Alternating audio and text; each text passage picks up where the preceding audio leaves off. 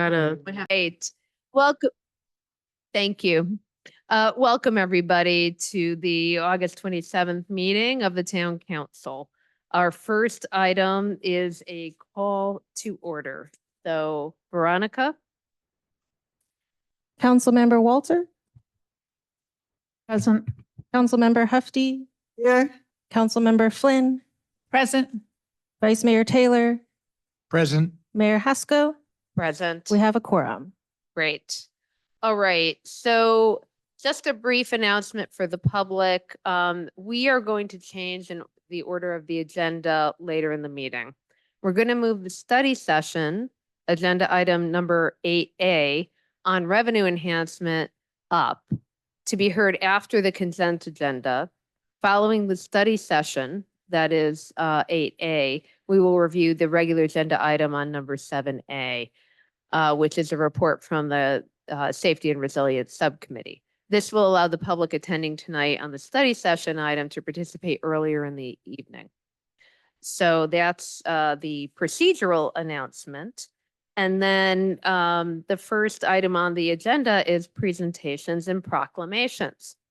So right now, I want to take a moment to recognize that the town of Portola Valley is pleased to recognize the hard work and dedication exhibited by the players, coaches, manager, and families of the Alpine Little League 12U All-Stars team.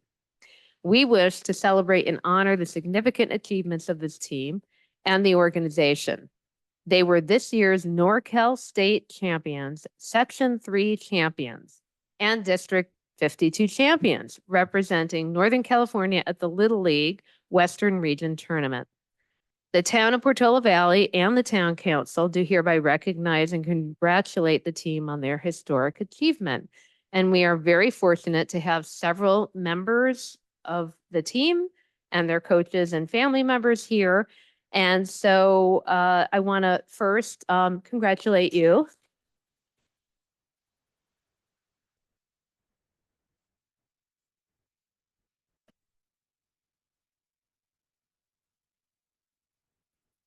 It's fantastic to see this. I know how hard it is to reach those levels, and it takes years of dedication and hard work. So kudos to the families, kudos to the players and the coaches. So I have a piece of paper here to give to you, but my suggestion is that we just kind of form a semicircle here with the team members and the coaches and the council, and somebody in the back take a picture. That would be good. Thank you. All right. I think you should maybe be in the picture. Oh, Can I just say something really quickly? Can I just say something really quickly? So I've known some of these boys a long time, and it's so fun to see you guys here tonight and to have watched where you've been. So congratulations on your grit, your tenacity, and your amazingly good attitudes. And oh, the places that you will go. Congratulations. Other-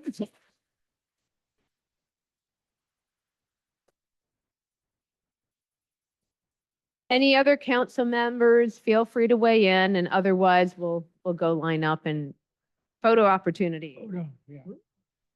Thank you so much for having me. Yeah. Great. So who is the representative? That would be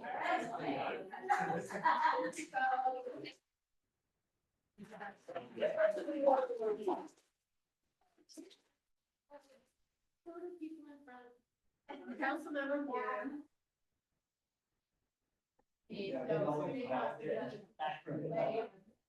And maybe Oh, some yes. will kneel so that others can actually. You're perfect. That's the way you are. Don't get it.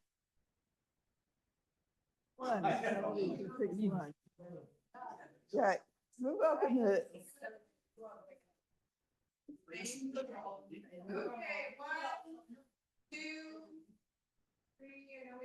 Hey, Darcy, why you're not in? Longing for this moment. And then, okay?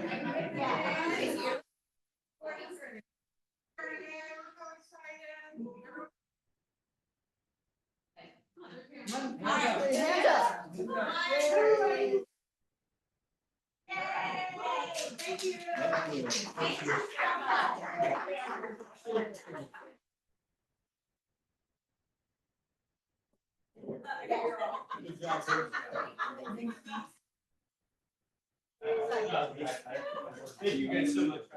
Yeah, thank you. Thank you, guys. Enjoy and celebrate.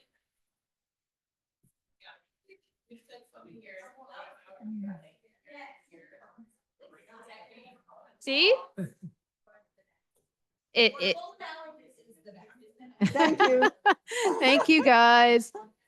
Cookies and cider are welcome. You're welcome to have them. Okay. All right. So down to the order of business for today. The next item on our agenda is the town manager report. So our brand new town manager, Darcy Smith, is available to us. Sorry. Are you? All right. Darcy's going to give her first report as our town manager, and we're thrilled to have her. For those of you who didn't get a chance to meet her today or the other day, do reach out to her to introduce yourself and give her time to get oriented.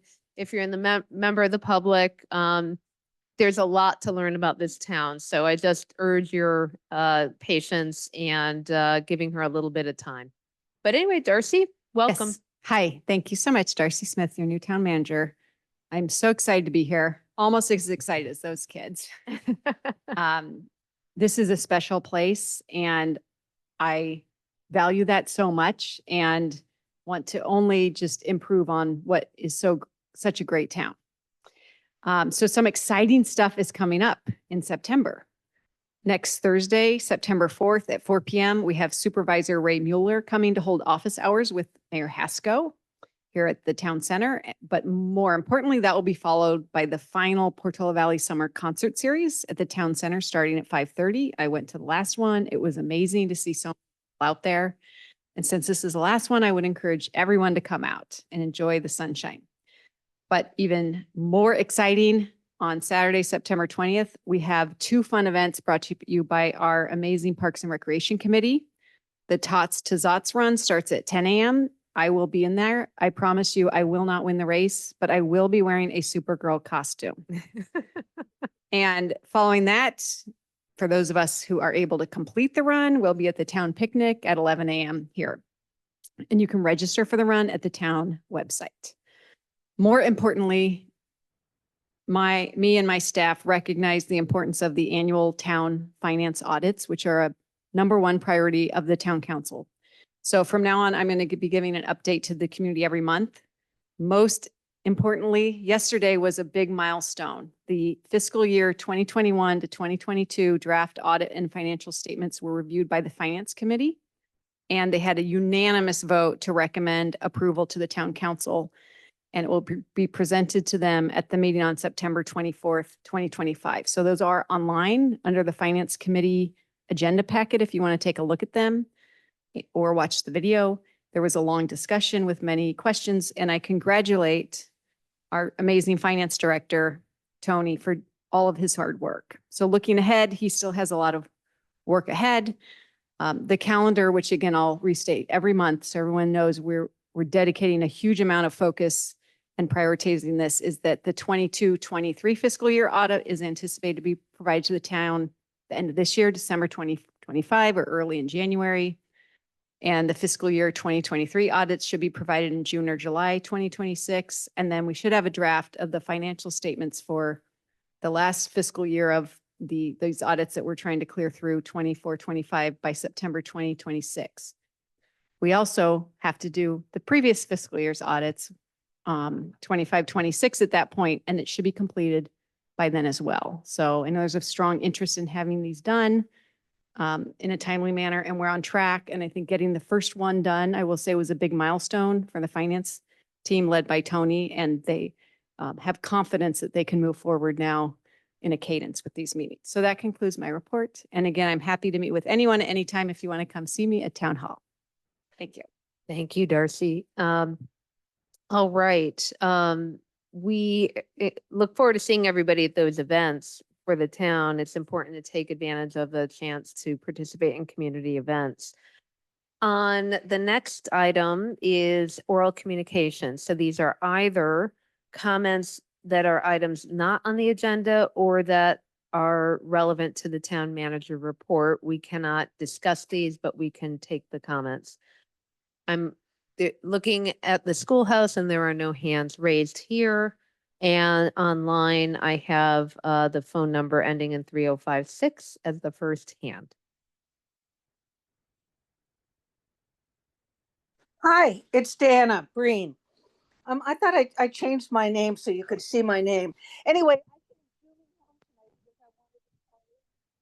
You faded out. Can you hear me? Now we can. Okay.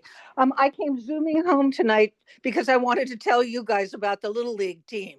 And so when I finally got in, I see you were doing the proclamation and it's just so thrilling. Anyway, and also I want to say that the people of the town are thrilled that Ford Field, it looks like it's safe from being developed. And everyone I talked to is thrilled. So thank you for that. Bye-bye. Thank you. Karen Askey, next hand up. Hi, everyone. Can you hear me? Yes. Great. Well, greetings tonight from Erie, Pennsylvania.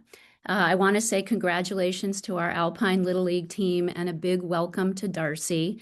Darcy, I look forward to meeting you in the very near future. Sorry I couldn't be there tonight. Council members, I hope that you have all read my written comments regarding my plea from the Parks and Rec Committee regarding the Ford Field restroom project. So I don't want to go into it in detail in oral comments, but I do hope, and I know my Parks and Rec Committee colleagues hope you will reconsider your decision. And now on to the town fun, which Darcy stole some of my thunder. But what she didn't mention is that Darcy has graciously agreed to be our official starter for Zots to Tots. So it's going to be a challenge for her to both start the race and then run in the race. And I'm looking forward to seeing that. And as she mentioned, if you go to town-sponsored events in the community section on our town website, you'll find more details and the registration information for Zots to Tots. I also want to thank Elizabeth Martelli and Cindy Rodas on the town staff for being so supportive and enjoyable to work with on this event. And council members, we know Darcy will be there, and we'd love to see you at Zots to Dots and the town picnic, and perhaps a few of you will dare to be dunked. And if those little leaguers are in the audience, I hope that they're throwing the balls. So I know you guys are up for the challenge, and thanks for all you do for our town. Thank you, Karen. All right. I see no other hands raised.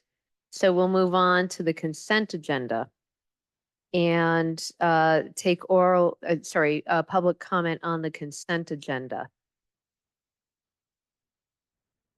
I'm not seeing any hands raised in the schoolhouse, and I'm not seeing any hands raised online. So bringing it back to the council, does anyone want to pull any consent agenda items? I know that one council member needs to recuse from item 6C, but does anybody want to pull anything? 6C, please. Okay, so we'll pull 6C. Does anybody have anything else to pull? No? All right, then I would like a motion to approve items 6A and B. I make a move. Can I ask a procedure question? Sure. As I was not here July 23rd, can we split those two consent items so I could, Yes, you may. so. So I'd recommend a respectfully- motion on one and then another motion for the Right. other. Okay, so a motion to approve 6A first. I make a motion to approve 6A. I second it. Okay. we're all here, so all in favor? Aye. Aye. Aye. Any opposed? Aye. Okay, and you're abstaining. Abstain. Thank you. Okay, so do you Six A. have that? Okay, Veronica? Okay, you. so now 6B, a motion to approve 6B. I make a motion to approve 6B. Seconded. Okay, all in favor? Aye. Aye. Any Aye. opposed? Okay, that motion passes as well. Because we're pulling 6C, I think Helen, you might need to actually physically go outside and we'll Yes. come get you. So, just to be clear for everyone, I have worked on we are doing a countywide grant. For my day job, I have been working on this grant. So I am recusing due to any appearance of conflict and any potential financial conflicts. And I appreciate everyone's understanding. We'll come find you and have a discussion in the interim.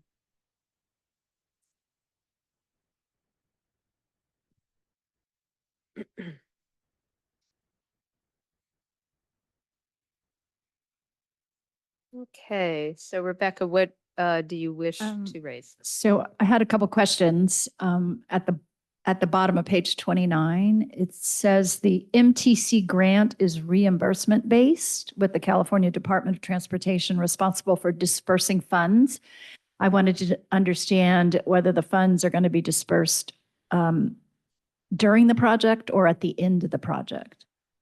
So the funds are dispersed at the end of the project, but we're receiving immediate from the county. We're working with them. So we're not actually having to front all of that ourselves. So they're going to supply the full amount to cover the cost until the disbursement? Other than the PCE funding, which will come directly from PCE, that's not going to be Right. reimbursed.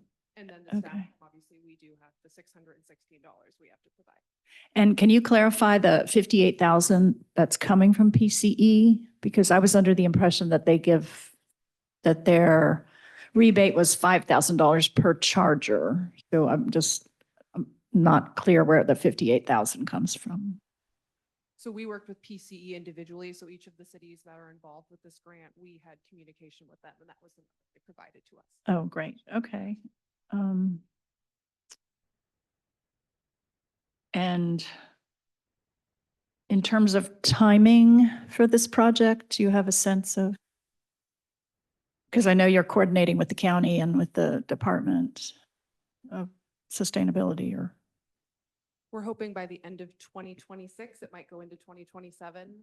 It's a quite robust project and it does involve a lot of different milestones and reporting. So it could take a little bit of extra time, but we are hoping to start early 26. I know the process has started already, but we're hoping by end of 26, early 27. And given that there's three other cities involved and a large number of chargers, does each city issue their own RFQ and then they hire their own contractor, or is it more of a group buy? It's a group buy. So we're working together with, Go ahead. we're working together with the county. They have contracted with Rincon Consultants. We are working with them who we're individual entities, but we're going in as a group. So everything we do, we try to have this similar milestones as much as we can align.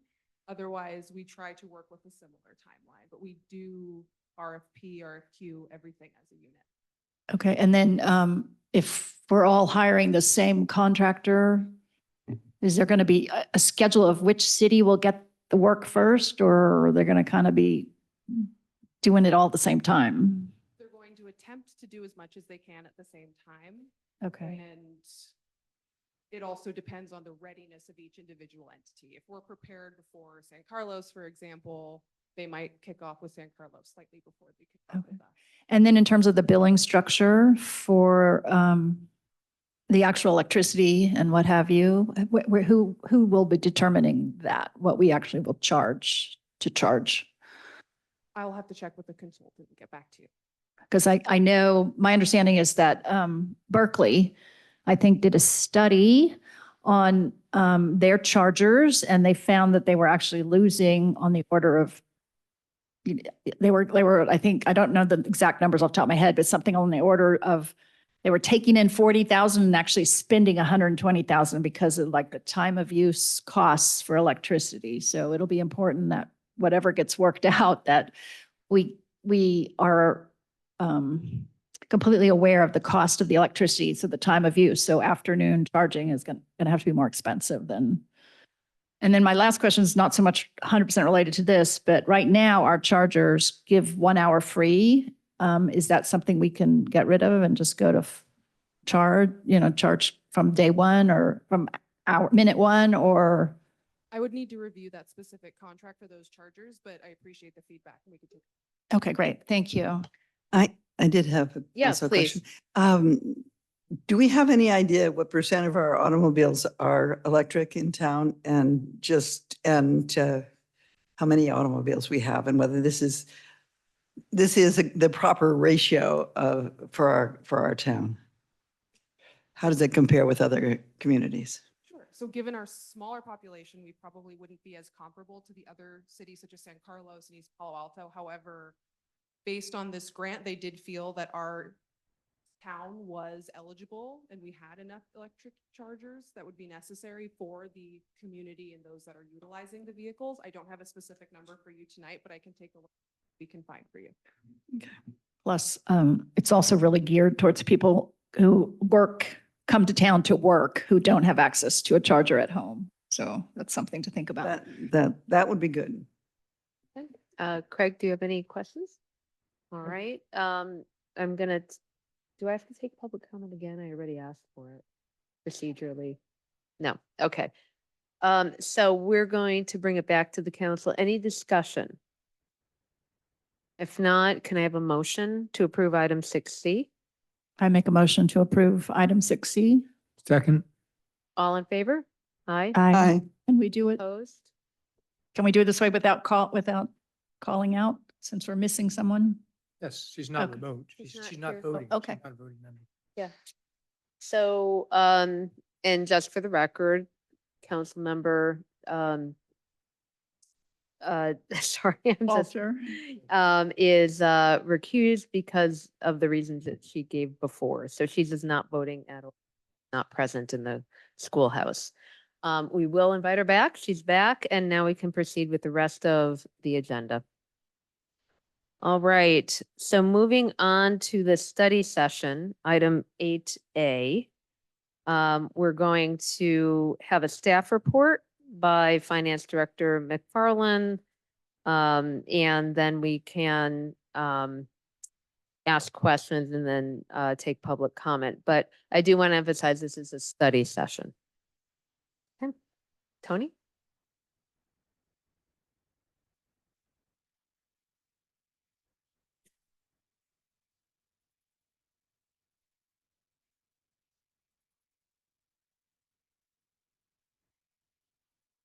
So tonight is a revenue enhancement option study session.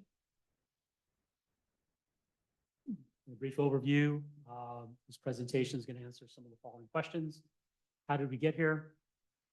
What steps have been taken? How much do we need to maintain fiscal sustainability? And then we'll open it up for questions and discussion and then direction from council. So how did we get here? In review of the last 4 fiscal years,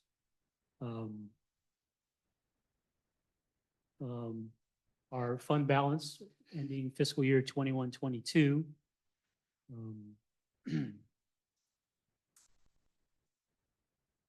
was a little bit over $5 million. By the end of 24-25, fund balance was projected 2.39 million. Predominantly through fiscal year 22-23 and 23-24, we're looking at losses of 1.5 million and 1.24 million in those 2 fiscal years. The reason for the change in fund balance of a negative situation, over these 4 fiscal years, we had 1.5 million in transfers to capital projects, additional 485,000 to the sheriff's contract, and these are just impacts to the general fund, not to all the other funds of our town. This is just impacts to our general fund. We had $300,000 in additional costs for vegetation management. This was in the aftermath of the CZU fires. $290,000 in consultant use for the housing element. $283,000 in legal fees related to the housing element. And not to leave finance out of the issue, $215,000 for audit and finance department review. As a result of these approximately $3 million in additional charges above and beyond what we normally budget is the reason why we're at 2.39 million entering 25-26 as our fund balance. Now, I have to caution that 22-23, 23-24, and 24-25 are unaudited numbers and are subject to change. So in preparation for the 24-25 budget, we proposed a budget that had a general fund deficit of 1.9 billion with a beginning fund balance of 5.4 million. Subsequent to the adoption of the proposed budget, we discovered that the beginning fund balance was in error and was recalculated to an estimated 1.9 million. That number has been since revised to 2.2 million as a result of the $300,000 restatement of the 21-22 audit, which you will be receiving in next month. And the actual changes in fund balance from fiscal year 21-22 through 23-24 had not been updated in the fund balance calculation for budget. And also this number was well below the 60% fund balance reserve threshold. So as a result, without adopting a balanced revised budget, the ending fund balance would have been below 500,000. In October, the budget was balanced through vacant positions, which severely impacted services, and also no funding of future capital projects out of the general fund. And council also directed to have a balanced budget, no fiscal emergency declaration, and to consider charter town and real estate transfer tax as a revenue enhancement option. So looking at the 5-year forecast from that point, the reserve would fall below the policy level by the end of fiscal year 27-28. We will need a cumulative of $2 million in cuts through fiscal year 29-30 to keep the reserve above the 20% limit. And most likely these cuts would come from reduction in full-time equivalent staff and contract services provided by Sheriff and Woodside Fire. So what steps have been taken? Beginning last summer, the Finance Committee was engaged. They broke up into 7 working groups to look at the fund balance reserve policy, to look at charter town, expense reduction, UUT sensitivity, parcel tax, selling of surplus land, and annexation. All the working groups reported out at several meetings over the 2024 summer-fall period and provided a list of options and timelines to council for its October 2024 meeting. And the committee also provided a list of pros and cons for council discussion for its July 2025. So in preparation of the 25-26 budget, we did extensive education. There were several public check-ins on the fiscal year 25-26 budget development. There was 2 budget study sessions, 2 community town hall sessions, 2 finance committee presentations, 1 CIP budget direction session, 1 nonprofit funding direction session, and 1 final budget direction session prior to adoption. During this time, the fund balance reserve policy was amended to 20% of operating expense, which gave us additional flexibility. And as a result, we adopted a budget with a $215,000 general fund deficit. And when the budget was adopted, it was identified in the staff report that we would need 1 million in cuts over the next 2 fiscal years without any new revenue. So how much is to maintain fiscal sustainability? So I'm going to present 3 charts. One is what would happen if we had an additional 1 million revenue, 1.5 million in revenue, and 2 million in revenue. So with an additional 1 million in revenue, we could increase our FTE by 4 to 18 full-time equivalent staff.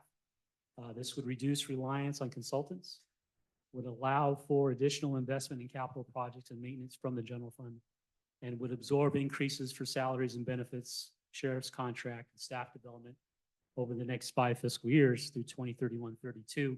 But as if you look at the chart in 21-31-32, the gap starts to shrink between the black line of our reserve and the blue line of the policy limits. So as we go through, if we had just an additional, we would have to do, or additional million, we would have to look at some cost efficiencies over the next 5 fiscal years to keep the gap from not decreasing between the reserve and the policy reserve limit. For 1.5 million, we could hire additional staff of 5 to 19 FTE. Again, would reduce reliance on consultants, would allow for additional investment in capital projects and maintenance, absorb increases for salaries and benefits, sheriff's contract and staff development. And we could also start making additional contributions towards our CalPERS and OPEB liabilities, which is also a cost of running the town. And as you can see, as the years go out, the gap starts to spread between the reserve and the limit. Again, it would also give additional flexibility to fund one-time items as well, should the need arise, either another element update or significant investment in a capital project or such. This chart represents a $2 million additional revenue. We could increase hires. We can hire 6 additional staff. Again, would reduce reliance on consultants, allows for additional capital project and maintenance, absorbs increases for salaries and benefits, and additional contributions towards CalPERS and OPEB liabilities. So I've stated in the past 1 million is the minimum. However, even with 1 million down the line, we would still have to look at cost efficiencies. And you could also run into a situation if we have to do a one-time major investment where we could actually fall below the policy limit. With 1.5 million gives us additional flexibility, and also should a one-time need arise, still keep our reserve above the policy limit. And obviously 2 million would, the reserve could continue to increase, and we could actually also increase the limit of the reserve or the policy limit as well.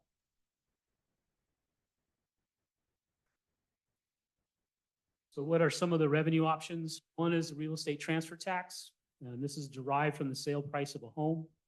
Our current rate is $1.10 per $1,000 split between the county and town. So we would receive 55 cents. The county receives 55 cents per 1,000. The town has received on average 113,000 per year since 2010 in transfer tax. The average sales price since 2010 is 3.9 million. And the average number of home sales since 2010 is 53. So the town must become a charter town before we can set a different transfer tax rate, and that requires a simple majority vote. And this was the data that we used for the assumptions that we will be presenting later. Parcel tax. So Prop 13 prohibits ad valorem taxes except for general obligation bonds for facilities. Parcel tax is assessed based on the existence of a parcel of land rather than value. It's assessed at a flat rate per parcel, or it can be based on size, but regardless, it has to be a flat rate. And it also can be used to fund local services. School districts are more frequent users of a parcel tax than a local government. It usually requires a 2/3 majority, however, a simple majority if it's a voter initiative. And the town has 1,762 parcels. Again, this is the data that we're using for the assumptions that we'll be presenting. Utility users tax, it's levied by the town on consumers of utility services such as gas, electric, water, and telephone. The rates range from 1% to 11%. The town has 2 UUT rates, 5.5% for the general fund and 2% for open space since July 1st, 2023. The general fund rate has been reduced in the past. Voter approval required if any change in the methodology of administration increases the rate paid by the voter. General rate requires a simple majority. Open space requires a 2/3 majority. So this is a table of the potential revenue enhancement measures that were included in the staff report. Number 1 is the real estate transfer tax with a rate of $5 per 1,000 on 53 houses sold at 3.9 million valuation. That would generate approximately $1 million in additional revenue. A rate of $7 per 1,000 would generate approximately 1.5, and $10 per 1,000 would generate approximately 2 million. The term, depending on the desire of the voters, could be temporary, could be permanent. However, staff was unable to identify any temporary measure of this type, and this again would require a 50% plus one threshold to pass. Option 2 is parcel tax. Using 95% of the parcels which are subject to local property taxes and from the county's database. Exempt properties include religious organizations, educational and cultural institutions, nonprofit organizations, government-owned parcels. $600 per parcel would generate approximately 1 million. $900 per parcel would generate approximately 1.5 million, and $1,200 per parcel would generate approximately 2 million. Parcel taxes can be temporary or permanent unless repealed by voters. And this would require a 2/3 or 66.67% majority for council-sponsored parcel tax. However, if it's a citizens initiative, it would be 50% plus one. Another option is to introduce a new utility user tax based on internet-based communications, generate approximately $100,000. This could be temporary or permanent unless repealed by voters, and is a 50% plus one simple majority, since it would be on the general fund. Another option is to modify and modernize EUT, which would divert 2% from open space to the general fund.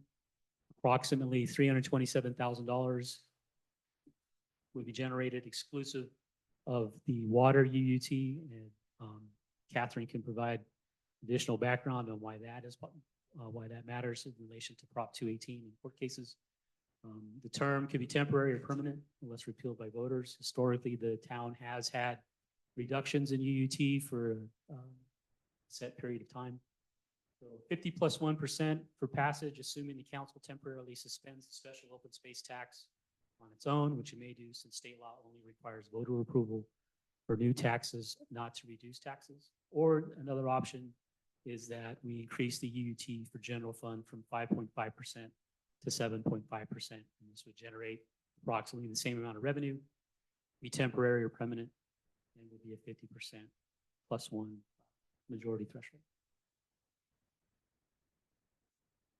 So for the direction tonight, the questions that need to be answered is what measures to include in the survey, what level of general fund revenue is needed, what rates should be included in the survey, and should the measure be permanent or temporary. Before we go to discussion, Catherine is going to be providing a legal update in regards to the Howard Jarvis initiative. Thank you, Tony. Yes, this information was included in the staff report, but I do want to flag it because it is important in terms of the options that the town and the council are considering. So as of this summer, the Howard Jarvis Taxpayers Group has started the process for putting a ballot measure on the November 2026 ballot that they are calling the Save Prop 13 Act. And if it makes it on the ballot, and of course, it still has to go through several steps. So right now, it's just a ballot measure, and it still needs a title and summary from the state attorney general, and then they need to go out and collect signatures and put it on the ballot that way. So there are still several steps, but it's something we need to be mindful of. This proposal would do two things. One is that it addresses a potential path to the ballot of the voter-sponsored tax measure. So Tony talked about how parcel taxes require a 2/3 approval by the voters unless they're put on the ballot by a voter initiative, in which case they only require 50% plus one. And that's based on several court cases that have been decided over the past 5 or so years. This Howard Jarvis measure would remove that option. And so all parcel taxes or all special taxes would require a 2/3 vote regardless of how they get on the ballot, regardless of whether they're put on the ballot by the council or put on the ballot by the voters. So that's the first of the two things. The second thing that it would do would restrict the ability of charter cities and charter towns to impose their own real estate transfer taxes. So for cities and towns that already have real estate transfer taxes in place, they would be required to sunset as of December 31st, 2028. And it would also prohibit new real estate transfer taxes. And so my interpretation of what that would mean for Portola Valley would be, this would be a new real estate transfer tax. And it would really come down to, I think, really a race against the clock as to which measure gets certified first and goes into effect first. State measures have to be certified by the Secretary of State, and then they go into effect 5 days later. Local measures are certified by the council and then go into effect 10 days later. I actually did go back to December 2024 to see how this would all play out. It would be, if we had had a ballot measure on, then we actually would not, it would not have gone into effect first. A state measure would have gone into effect first by a few days. Anyway, so this makes obviously this very tricky. There's a lot of unknowns here. We don't know if the Howard Jarvis is going to qualify for the ballot. The last time they tried to put something on, it was challenged successfully in court. But I suspect they learned from their mistakes. So anyway, I have not done a legal analysis of whether there's any weaknesses in their ballot measure. There's also a possibility that the legislature could put on a competing measure. And of course, we don't know, even if it does go in the ballot, whether it would pass. But anyway, it just is creating a lot of uncertainties right now with respect to those two topics that are included in their proposal. Okay, thank you. Normally I would wait till the end, but because two of these questions are asking about the survey, and there's not a lot in the packet about what it means to be in the survey, could staff just explain what you're asking us to comment on before we start drilling down? How would this information or feedback be used, and what is, I think you understand where I'm going. Yes. So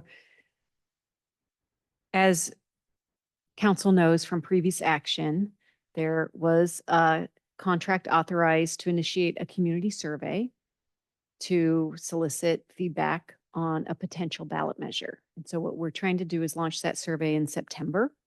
And then that would take about a month to get back to council. And so we've backed into this sequence of meetings and events with the November 2026 ballot in mind, but a lot of things have to happen. And so the community survey is key for the council to get that survey information and then make a critical decision, a go, no go, based on the survey feedback, as well as just other information that you collect. A survey is one piece of information, but I would encourage you, there are many other pieces of information to examine. And so what we need from you tonight is direct feedback on these 4 topics, because they would inform the survey work. And so again, number 1 would be which measure or measures you want to include. We've presented 4 options, and typically it's most effective to include 1, but there are sometimes towns and cities that elect to include 2, or 1 predominantly and 1 is a secondary question.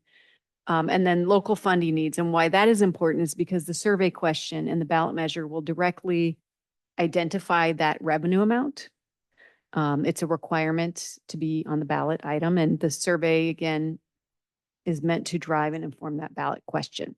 Then you have the rates. And so those, basically, we put local funding needs ahead of the rates, because once you give direction on that one, you back into the rates, but you can again include 1 or 2 rates to pull on. So I just want to tell you, that's why we presented the range of rates for the transfer tax and the parcel tax, and then the term.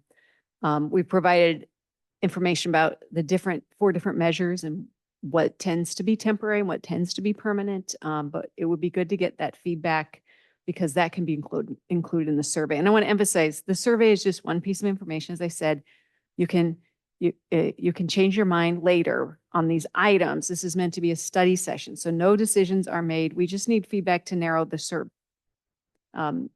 Hopefully, we're just going through a process, an iterative process where the options are getting narrower and narrower, but I just want to emphasize no decisions tonight, just study session looking back for the sole purpose of finalizing this voter survey. Thank you. That was very helpful. So bringing it back to the council for questions at this point, I'll start at the end. Rebecca, do you have questions for staff? Follow up a little bit more on the survey issue. Since this is a study session and we give feedback, what are the next steps in terms of going forward with the survey? So the next steps would be to get this direction, and then the survey firm that we're working with, Brian Godby, would hopefully have enough information to finalize the survey. I should mention we have a subcommittee working on this, so it would return to the council ad hoc subcommittee to discuss the survey in more detail before taking the next steps, which ultimately, again, we're trying to get the survey out to the public in September. So the staff and the subcommittee would make kind of the decision on to move forward with the survey? No. We have not finalized that. Again, the ad hoc subcommittees are not decision-making groups. So I would say let's take it one step at a time and not get ahead of ourselves. Tonight, we're seeking feedback on these items, and then the staff and the subcommittee and the consultants need to reconvene and determine if we have enough information to proceed with the survey. Okay. I'll end by just saying, this is going to be an ongoing agenda item. So depending on the outcome of tonight, we may come back to you in September and seek more direction. Okay. Tony, you mentioned that the middle numbers were unaudited. Do you have a sense, having worked with all these numbers, how they might shift? Like, are we talking a few percent maybe, or a much larger, do we expect to find another 300,000 or? No, that was a one time. No, if anything, it would be a plus or minus 10%. 10%, okay. And then on one of the slides, it said there were cumulative cuts would be 2 million. And then on another slide, it said cumulative cuts would require less than that. It was 2 million. I think the timing was different. It was when we adopted the budget in 25, 26, we identified that we would need 1 million in cuts for 26, 27 and 27, 28. But 28, 29 and 29, we would need an additional million in 28, 29. Okay. That's if we don't have any cuts. I mean, it's as the expenses are projected to go forward and the revenue is also being projected, we're going to have to make some significant cuts just to stay above 20%. In the 3 different options that you've given for 5-year forecast, you said they would each allow for additional investments in capital projects and maintenance. Do you have a sense of what a dollar amount those would be for those 3? Depending on the amount, 300,000 would be minimum per year. And because that's, we do receive funding from other sources, but those are for transportation projects mostly. But if we wanted some grants and some matching funds to contribute to those grants, we really need to be able to exercise the general fund for that. But yeah, 300,000 would be the minimum. That would be for capital projects. And that would be for the 1 million or for all 3 different options? 300,000 would be minimum as we achieve, if we go out, if it's 1.5 million, then yes, during the budget process, maybe we can go to 400,000, 500, depending on the needs for whatever the capital projects are. Because right now we are not doing transfers out of the general fund for capital projects, but the capital project fund has about $500,000 in there right now that we can use, and we're using very sparingly. But if a significant investment needed to be made over the next few years without this additional revenue, we're going to have to make a difficult choice whether to fund that or not. Can you remind me for this year, 25, 26, I think we are using a little bit of that capital fund. Yes, because that's the residual amount from the transfers that have been made in the previous fiscal year. We haven't put anything new. There's been no new funding in the capital projects fund for 24, 25, nor are we planning any for 25, 26. Say that again, sorry. There are no transfers scheduled out of the general fund for capital projects for last fiscal year, 24, 25, or this fiscal year, 25, 26. But we have 500,000. That $500,000 based on transfers that were made. Right, okay. Previous fiscal. And when do you anticipate that to get used up based on kind of what we've planned for? Without any additional, we could probably make it stretch for a couple of years. But again,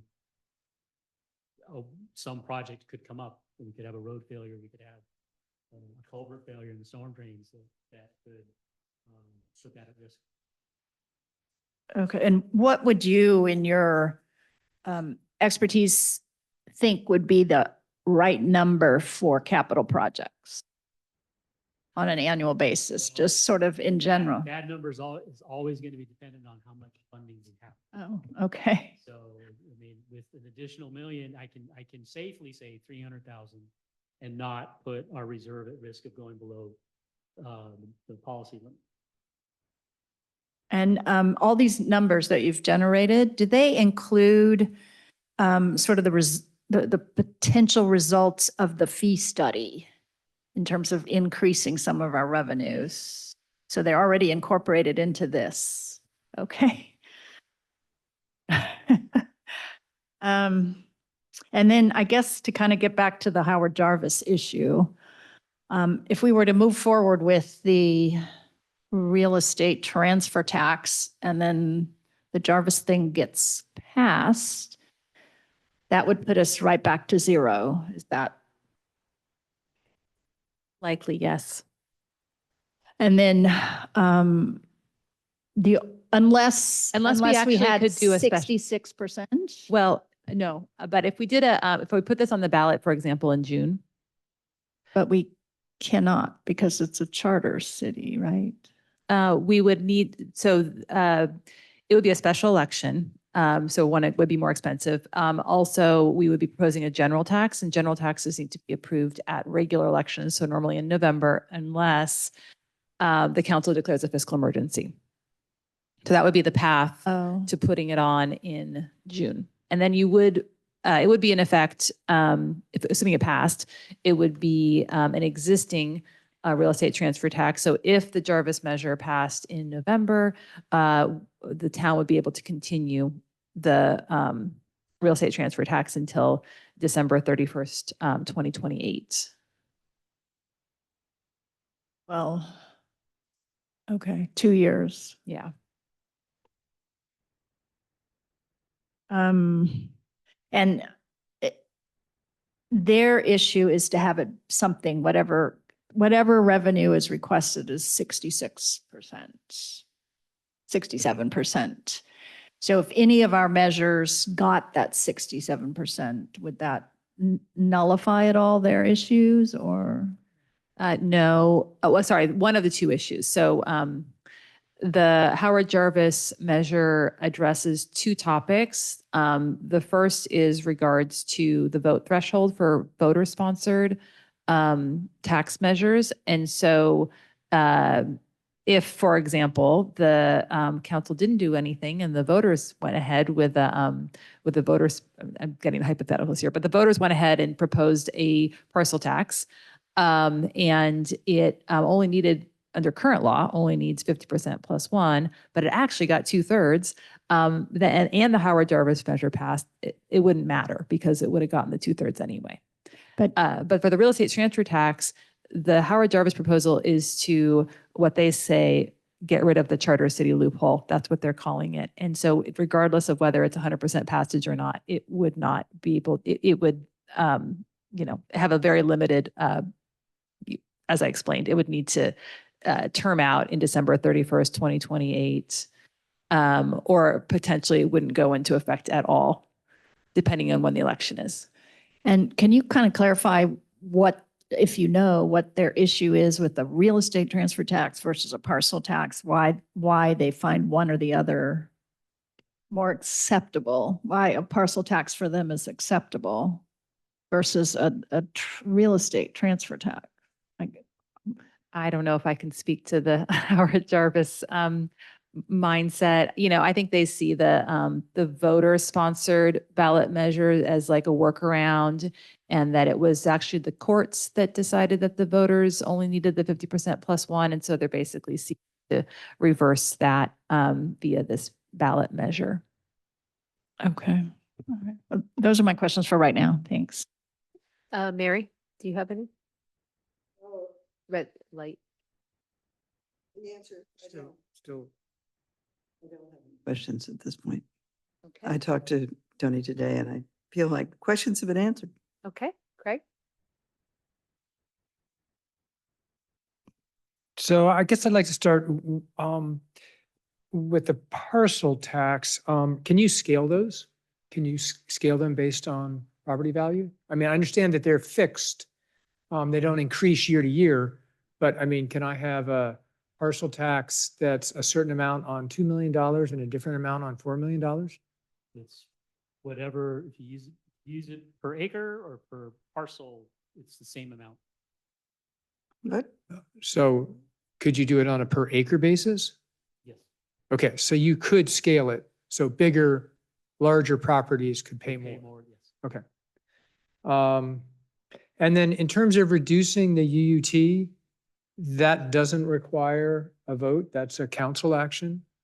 Is that true of both the general fund UUT and the open space UUT?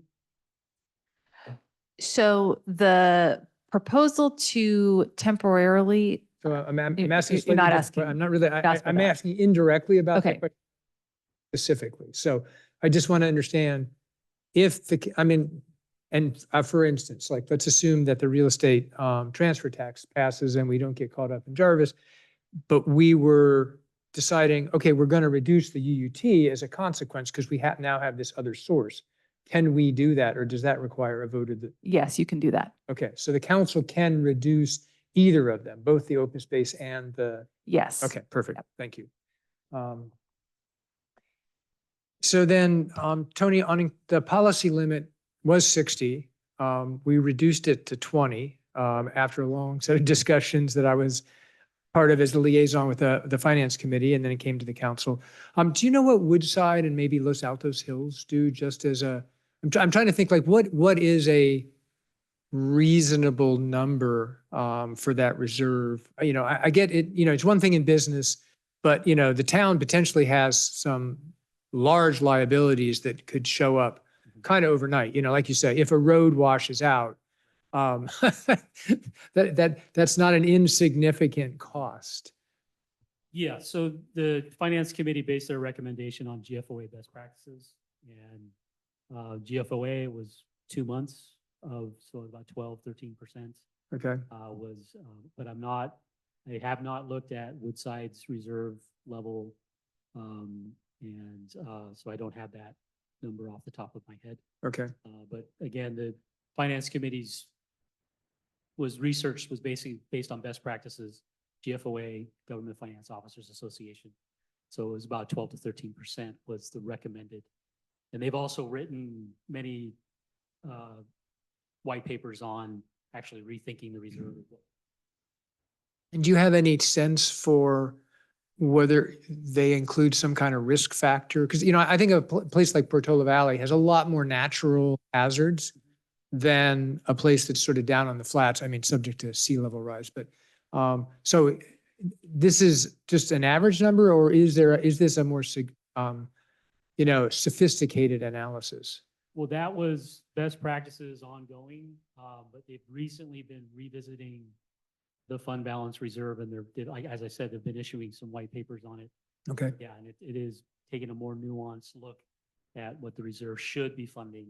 And yeah, risk is a component what should be considered. Okay, because I noticed in the staff report, we sort of talk about uncertainty, and that's, it's certainly risk, so, okay.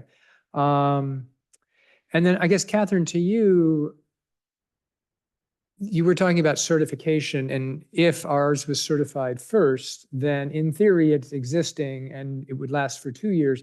What is it that would prevent us from certifying first? I mean, certainly we, in theory, have less bureaucracy, but they have to be regular meetings, or, I mean, are there things that we couldn't just decide, okay, we've counted the votes? I mean, I understand that you sort of have to wait, for the registrar to give you back the vote numbers? Is that? Yeah, so there are some things that are out of our control. So we would be waiting for the registrar to provide the election results.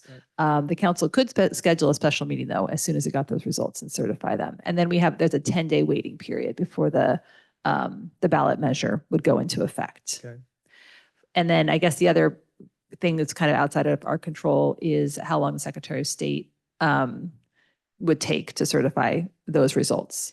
And if they're fast, then they could beat us. There's a race against the clock. And for constitutional amendments that are approved by the voters, there's only a 5-day waiting period there.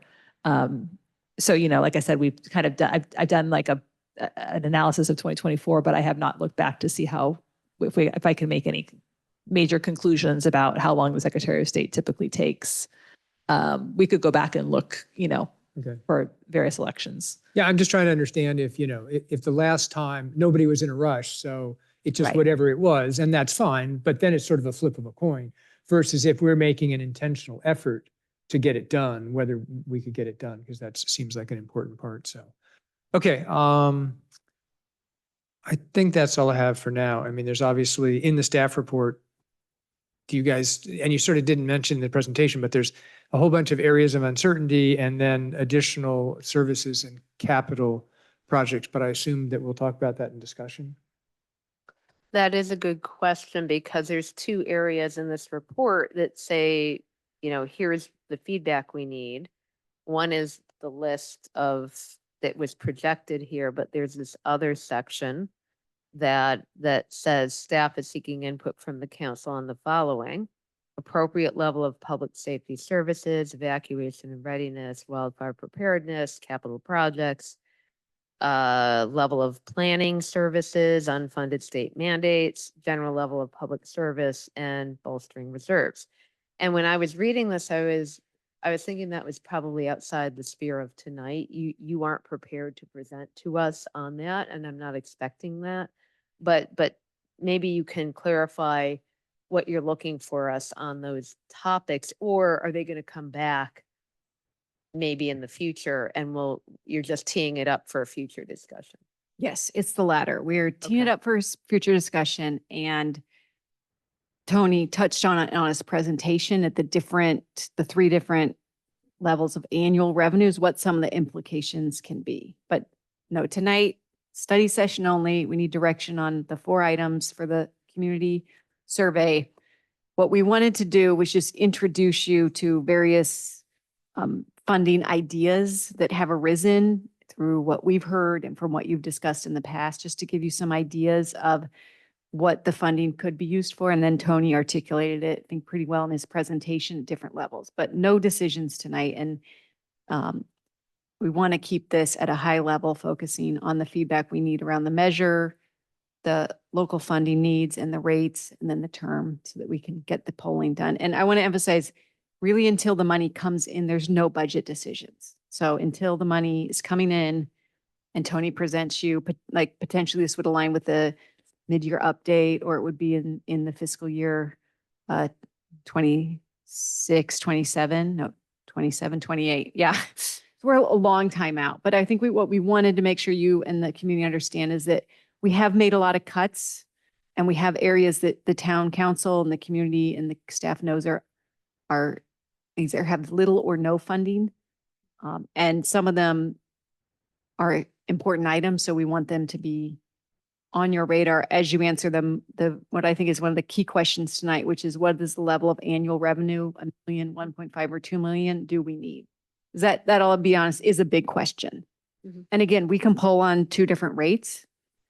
if we want to hit two different revenue levels. But I'll just say another important thing to keep in mind is that parcel tax is frozen, right? And you can't raise it without going back to the voter. Transfer tax is a different calculation, right? It's based on the sales value. And so it in theory raises with time, although we have seen recessions where home values goes down. And I think why Tony include the slide with the historical valuations and average sales is just to give you a snapshot of how it has changed over the last 15 years quite fundamentally. So that one, honestly, you might want to hedge your bets on that in terms of the rate and maybe aim a little higher just because the annual revenue could fluctuate.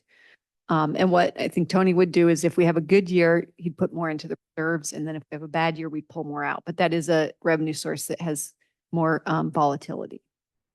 Right, but I think the reason I was asking about this is, to me, this directly impacts how much I think we need to raise. Because Tony's proposed there's three rates generally in this proposal. And at $1 million, in theory, it covers 4 positions and some capital stuff, but then it doesn't cover a lot of this other stuff that we've talked about. So I just think it's important. And again, the question I'm trying to frame here is, do we just talk about this as part of discussion? Is that the place that we're going to get to? I think so. Okay. I don't. Because I think it's important that we go through this list. And I, because I think that, well, the 4 questions, and it's not that we need to answer them all like fundamentally down to, the last dollar. I get that. But it's like, do we think we have an appropriate level of public services? And do we want to do more for evacuation and readiness and wildfire preparedness? And we kind of have to say yes or no to those in my mind, because if you say no to this list, then I don't know why we wouldn't just do $1 million. So that's the thing I'm struggling with here is this to me directly impacts how I think about 1, 1.5 and 2. Right. I think we can either take directional comment on process from staff, because to me, we don't have a staff report that addresses this stuff. I can comment in theory, I would prioritize this over that. Like just speaking for myself, but how is it possible as we're going through questions? We can always comment in the next step on discussion and anyone can comment on anything they want, but is staff looking, like I know Craig wants that as a piece of his calculus, but for a study session, what is the minimum feedback you're looking for on those? The minimum feedback that we need, again, to finalize the community survey is what level of annual revenue, $1 million, $1.5 million, or $2 million Okay. do we need? Okay, and people can talk about how comfortable they are or aren't with those factors. And what you might want to see in a future discussion where we're making decisions. I think, is that the right way to think about it? Okay, sorry to take up your time. No, and that's why, I did Yeah. open it up to ask the question, Yeah. because like I say, I'm struggling with, there just seems like there's a whole bunch of questions in here.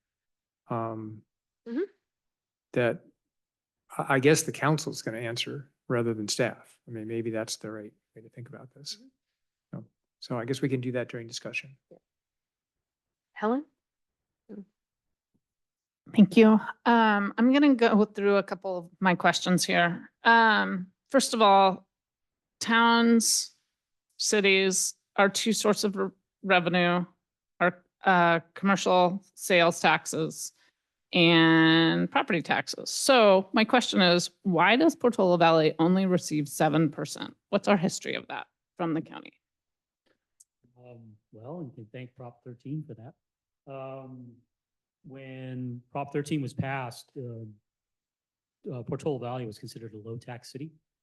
So it was about a 4.3, I think, %.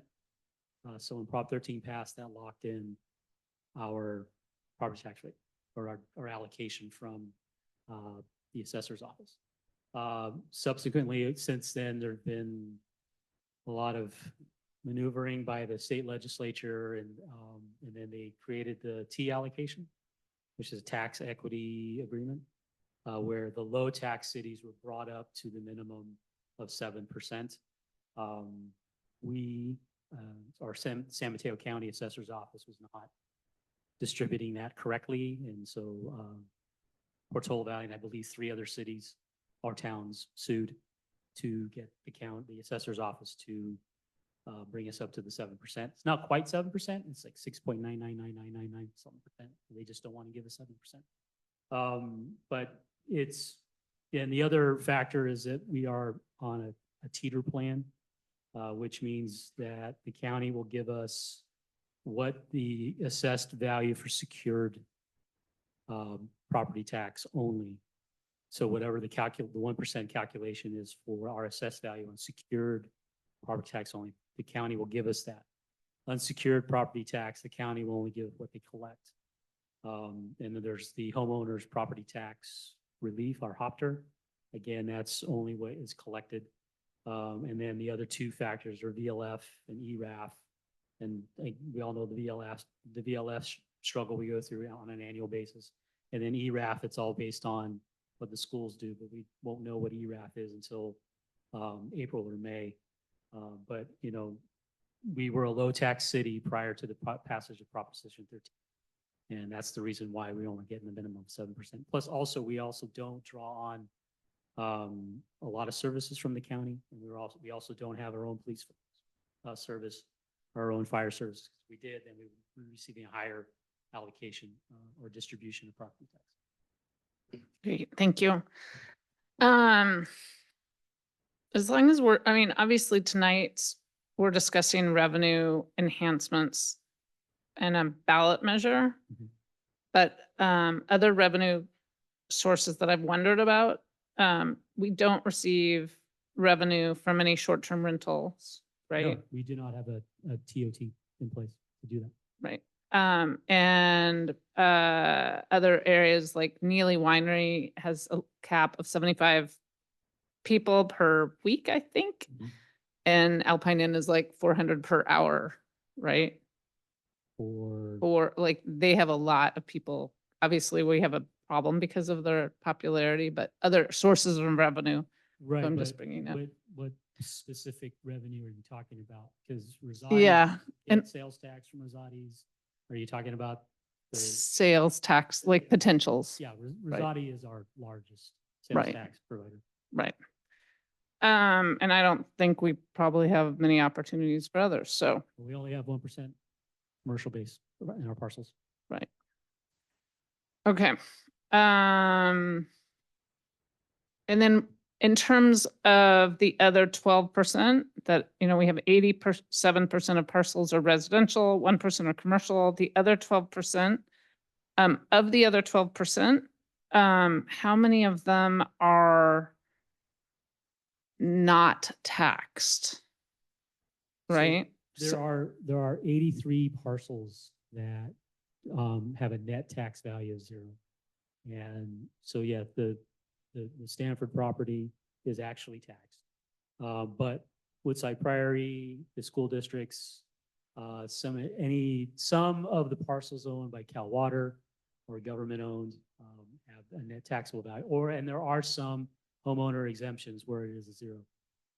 And so, but yeah, there's 83 parcels amongst the 100 or the total parcels that we have that have a net tax value of 0. Right. In Mid-Peninsula Regional Open Space, Windy Hill, Hawthorns, they're exempt. Mhm.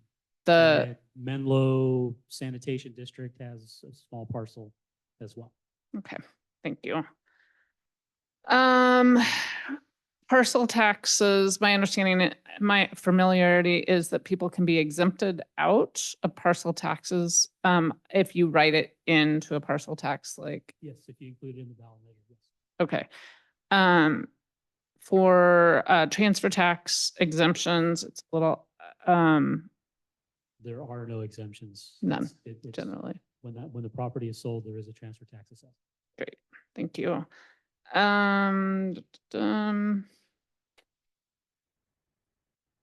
Okay. Great. Those are my questions right now. Thank you. Could I ask one follow-on? Sure. at last? Could you explain the unsecured a little bit more? You lost me in that description. Unsecured is leases. So there's a tax if you have a lease. Right. And so the county will not, on the teeter plan, they only include the secured property. And so they collect money on those and we get zero? No, we get whatever they collect. So they give us, the annual, the assessed valuation for unsecured properties, and then they say you're going to collect X amount. But they're not going to guarantee that full amount. They're only going to guarantee what they've collected. Okay, but we do collect, Collect we unsecured. get 100% of the unsecured that's actually collected. 100% of the secured, which is the larger of the property tax. The unsecured is only what they collect. So if a property owner doesn't pay their unsecured, then we don't get it. No, but we get 100% of what's collected, 100% of what is collected. collected for unsecured. Okay, got it. Thank you. Right, can I follow up question? I'm sorry. I missed, what is an unsecured? Yeah, thank you. It's equipment lease. If you Oh, boat or if you large piece of property as well. got it. Thank you. Okay, so not in any particular order. Your projection on 1.5 million target said we can make more contributions to CalPERS and OPEB. I assume that has a benefit to the town financially to make, It ultimately reduces the liability. And we, Yeah. and for OPEB, we have a trust. So if we make additional contributions to the trust, then that also reduces the OPEB liability. okay, Again, these were just possible, Mhm. But I mean, any of the items that were listed in the staff report, again, would also come up during the budget process. yeah, I'm just trying to get educated on the stuff that is still a little foreign to me. Finance Committee did not make a recommendation on 1.5, or 2, did they? No, they didn't. Okay. UUT, what jurisdictions have an 11% UUT? Any of our friends and neighbors? We'll have to look that up. Just curious. But no, the range, I mean, it was from a report from California City Finance. From California generally. Okay, thank you. If we were to reduce a UUT, because I guess the council can reduce taxes without going to the voters, is there a default on whether that's temporary or permanent, or is that a choice of the council to make? That'd be the choice of the council. So it's either. Right. There's no default. Okay. Raising it back, you have to go through the ballot measure, is my understanding, if that's correct, Tony. To raise it back up, you have the 50% or the 67%, depending on whether it's general or. Do you mean after we reduce it, if it's temporary, if you go in and But, say it's yeah, if temporary? temporary, it'll revert Yeah, With no vote. with no vote. with no vote. That's but what I, yeah. Yeah, you Thank get relief Right, when we had time that period. with the temporary reduction in the general fund. Yeah, okay. um, Right, and then the vote was to Yeah. give the council one time to extend it, and then it expired on June 30th, 2020. Thinking through the parcel tax and the citizens initiative to get to the 50%, Jarvis aside. Are you familiar with any difference in success, whether those are brought by the citizens or by the town, city jurisdiction? I have not seen any data on citizen initiatives. I do Okay. receive a lot of data on either school districts or Yeah.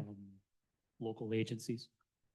And usually the school districts ones pass. Okay. But they're brought by the school district or they're brought by, They're brought by the school district. okay, so the parallel here would be brought by the town. Yes, this Yeah, would be a okay. council. Yeah. Okay. Claire, going back to the import of the survey, because this is a study session and we're not making decisions, it's a bit confusing to me, and as I think about it, what is the value of the survey if we're not comparing apple to orange and saying, oh, the orange is the winner? So if we're being told pick one and maybe 1+, but not 2, am I thinking about it right? The value in the survey is to put something out there for people to react to. But in the course of getting a reaction, you're also looking at what else matters to the voters. Like, what would they be more inclined to support the use of funds for, or less likely to support the use of funds for? And that in turn, you come back to council and you say, well, you went after the parcel tax. I'm making this up. But in the course of that, we learned that open space or parks are like what people are really interested in. Let's do that. Let's go after a real estate transfer tax instead, but that's valuable information. So is that the right way to think about the value of the survey to us? Because we're picking one, but it still seems like it's valuable to give direction, even if we switch later when we're making a final decision. Yes, so this is a robust community survey. I think originally it was maybe more narrowly envisioned, but in talking with our very experienced community survey consulting firm, it's important to emphasize this is a robust community survey. So the evaluation of the ballot and revenue measure feasibility is one item, but there will be questions about resident satisfaction with services. There will be questions about community priorities and needs, which is partially why this staff report has so much detail about those priorities and needs and those funding needs. And it's critical to have that information to design the ballot language, because that does craft it. But I want to emphasize, this is still a general tax, so it can be used for general purposes. Assuming you go that route rather than a special tax for special purposes like the open space UUT. But it's meant to inform you around the critical policy decisions, which will come to you in the future, especially around prioritization of what the community would like this money to be spent on. And that can be very helpful heading into the education component of this effort. And I will emphasize that from our experienced poll crafter, I'll call him, or a poll wizard, a lot of communities do poll on one item. They do narrow it to one item. When the school district went out, it was one item. Often they'll gauge, again, tolerance for rates, although it's an odd question, right? Would you pay this much? Or would you pay this much? And usually there's just a main primary rate and then a secondary rate. If you wouldn't pay this, then would you pay that? But yeah, I want to emphasize this is a robust survey and it really looks at community needs. And in fact, this information will be really helpful to you as you do your work around community priority setting, council priority setting, which will come sort of on the tail end of the survey as we head into the next budget season in early 2026. Okay, so multiple benefits from getting the survey done. And I assume you've asked the polling wizard, how many communities start polling on one approach and switch in turn, and that's not unusual. Is that It's not unusual, correct? but what I learned is more unusual, I'll just say, is that they go out and survey with some priorities in mind, and that is what will change the voter's mind ultimately, is getting that information about where the priorities lie. Okay. And it can make a substantial difference. And so often it's not a decision of like, which measure do we prioritize, but it's really sort of what are the priorities and how will that inform our work going forward on this? Is it inaccurate to say it's almost a straw man concept? Like, we whittle it down, these are real opportunities, but at the same time, it's hanging something up and getting okay. All right. We could talk about that more later, but that helps me. Howard Jarvis initiatives. Do we have any idea of how many are successful and how many come out of the process unscathed? Anybody? I do not have statistics. Unfortunately, when they go to the ballot, they're oftentimes successful. Okay. So, in terms of, Prop 26, Prop 218, there's probably other ones that are more recent than Prop 13 that I'm not thinking of, but those are the major ones that have been successful in California.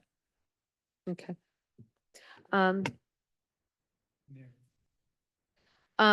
Let's see. So for the June ballot, like to optimize timing in light of that, there's no real barrier to declaring a fiscal emergency from being through this before, right? You just decide in good faith, you're in a fiscal emergency and that gets it started.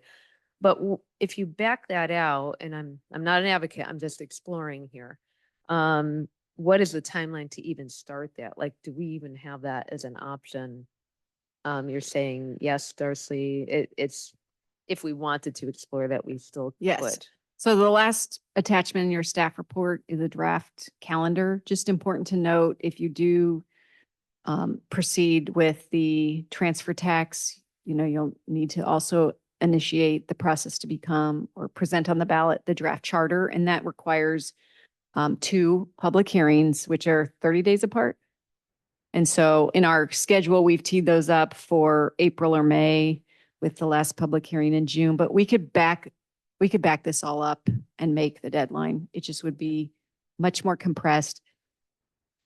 Okay. And this probably should have come up earlier. Do we have a 10-year plan for trails and roads? It was like referenced in there as if it's a thing. No? Okay, so that's a policy to be discussed. Those are, let me just make sure. I think those are my questions. And I guess circling back, Craig's point on how to think about these other specific granular points. Is it likely that we could give you, like, without huge lift on financial number crunching, appropriate level of public safety services? It seems to me that that's a heavy lift to do analysis on evacuation and readiness. To me, given the timeline we're in, it seems that we've kind of got to use our best judgment rather than expect precise numbers on all of these points. But the question is, am I thinking about that right? I don't know, like, if you play this process out, if at some point you'd have more, here's the scalability of this, like, we're going to have the survey input, so we'll know what rates people like in the abstract. But if we want to make an informed choice of, oh, it's 1.8 million we should aim for because that lets us do X, Y, and Z, I don't see us having that ability to get to that level of granularity, but let me know. It would be a very rough Yeah. estimate. Again, Okay. but it would be based on the results of the survey, what would the priorities would be, and then trying to cost those out and then Okay, fit those into the timeline of the new revenue coming in. I see. And being able to implement those. I mean, we have a lot of master plans that we need to Yeah. Yep. implement and start and develop but yeah, the long-term financial planning and other types of planning, this town has not really been a healthy participant in Yeah. those processes. so in a way, getting the survey results might help us say, oh, everyone's interested in that. Let's cost that out with a little more granularity, and these others, people might not care about, maybe, Right. like, even though we might recommend it, it's going to be an aid to prioritize. That data would be helpful and would further craft Okay, the forecast. okay. Yeah, I'm going to go around everybody again because these are complex issues. So going back to Rebecca, do you have follow-up questions? Yeah. So charter cities, they can be very complex or they can be very simple. So I know the one that I looked at was the St. Helena one, which was all of 2 pages or something. So it was very simple. Is the idea in this that we're going to go with this sort of simple charter city light that doesn't involve millions of lawyer time and whatnot? We're just sort of cut and paste. Well, you heard me say earlier, one step at a time. So I'll try to focus. That's a future decision. And that's probably an entire meeting of 2 hours to talk about that and what approach you want. And honestly, pros and cons, cost. I've been doing some preliminary research and I think it all comes out pretty positive in the sense. And one thing that we've clarified with the attorney is it would be one ballot measure. So essentially not a substantial cost to put it on the ballot, but if we head into that, I want to make sure the council is fully aware of any and all potential costs down the road, because it is permanent. Even if you have a temporary tax, the charter would stay in place. There's no way to like sunset the tax and the charter at the same time. But let's table this to a future meeting because I think you need a robust conversation around that. Also a study session, but that would come later in the fall, so after the community survey results are presented. And then for the real estate tax,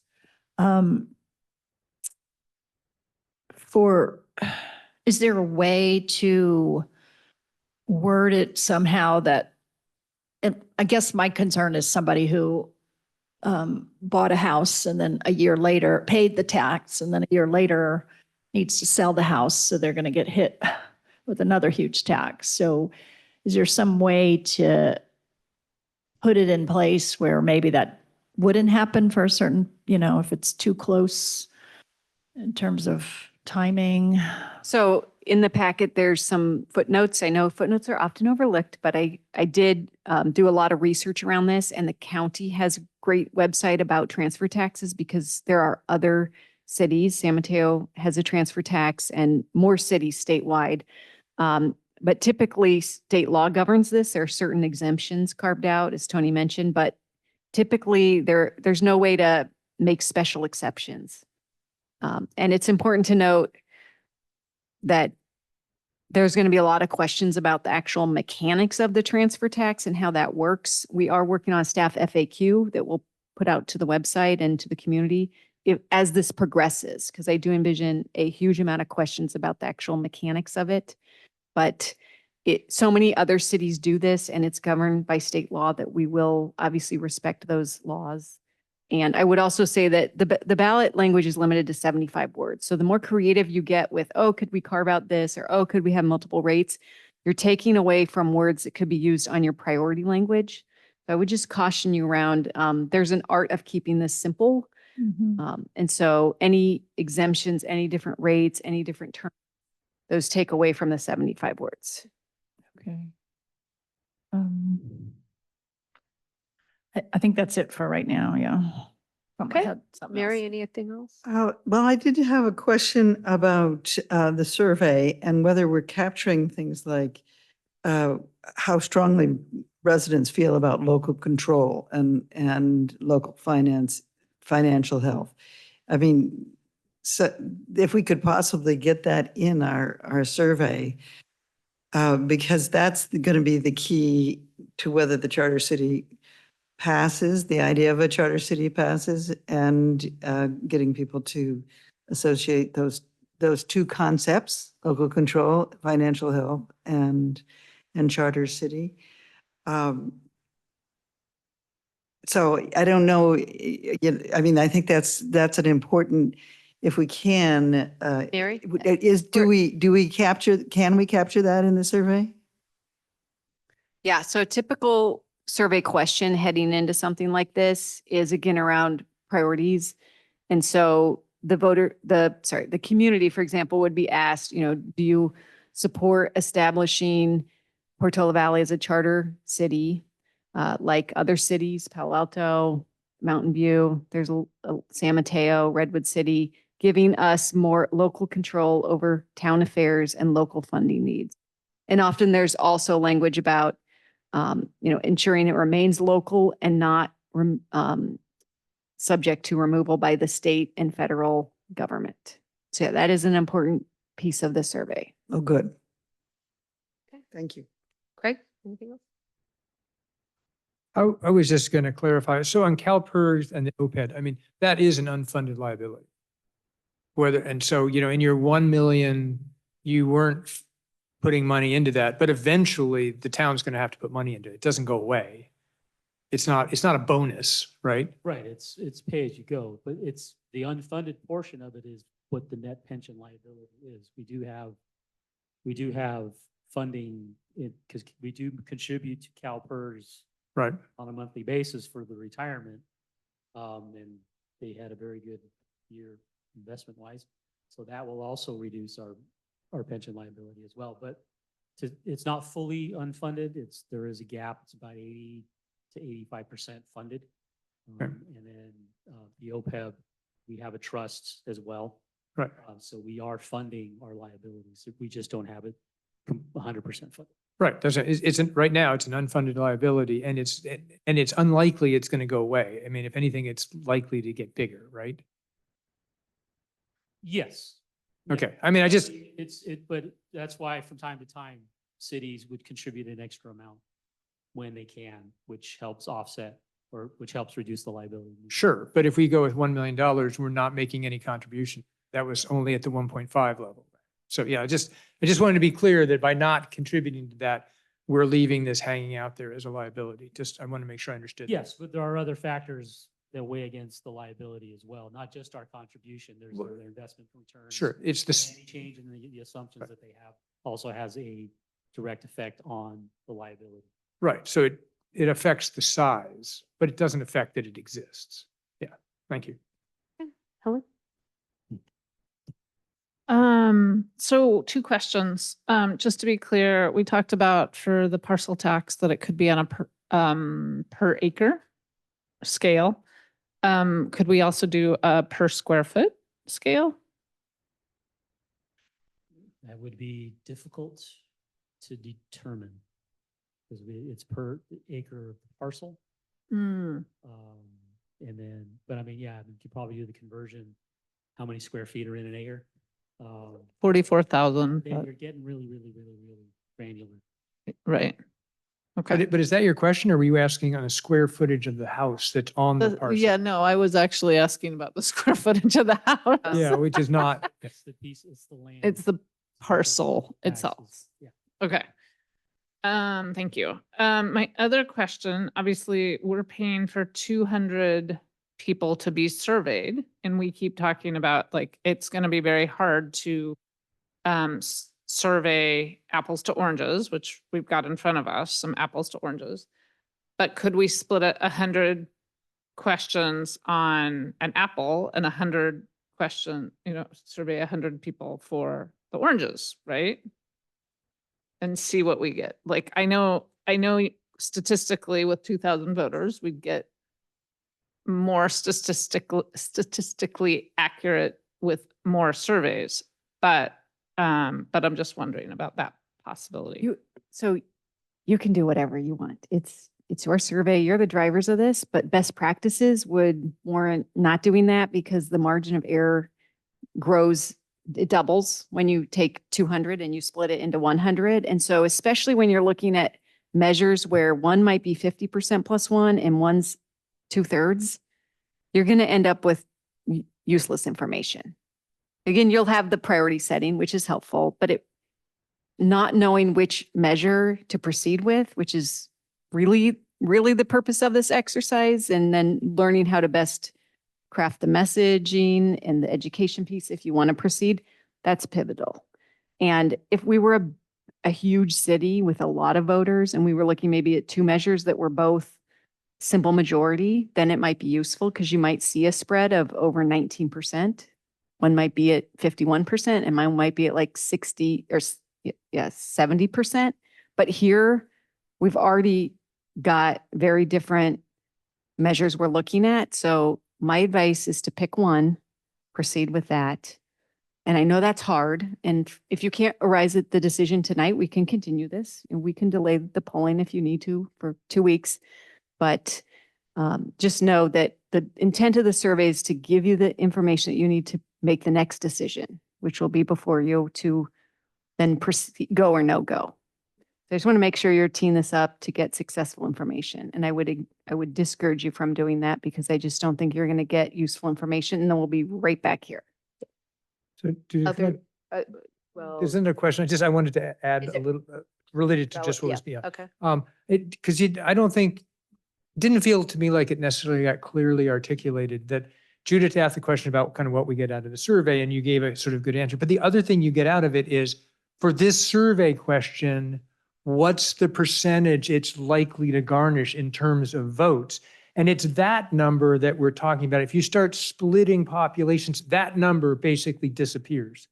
So it's not that you can't, you know, do all the, do you love your city and all that stuff? All that would be the same, but you would lose the, yes, you were at a 70% likely vote, or you're at a 53%. Once you do that, the numbers, there's such a large error bar on it that those numbers are then likely, that particular metric's pretty useless. Yeah, thank you. Helen, do you have any others? Nope, that's it. Thank you. Okay. And I just want to circle back to the per acre, like, metric for the parcel tax. You said don't get too complicated, or it gets too complicated. What do other jurisdictions that have a parcel tax, like, is even going by an acre too complicated? I don't know if you can respond to that, but I'm It's usually per parcel. per parcel, and And sometimes they break it down by, it usually is per parcel. okay. So if we're trying to avoid complexity, even a 1 acre, yes or no, is, or 1 or 2 acres, even that's getting a little more detailed than most. Okay. That's all I have. All right, go on for last questions. One last question, MROSD and posts, et cetera, they don't get, there's no parcel tax that you can put on those not-for-profits. Great. All right. All right, we're going to open it up for questions, or sorry, comments from the public. Does anyone in the schoolhouse have any comments? Okay, we have 2 individuals. Come on up one by one to the podium, and don't forget to turn on the red light.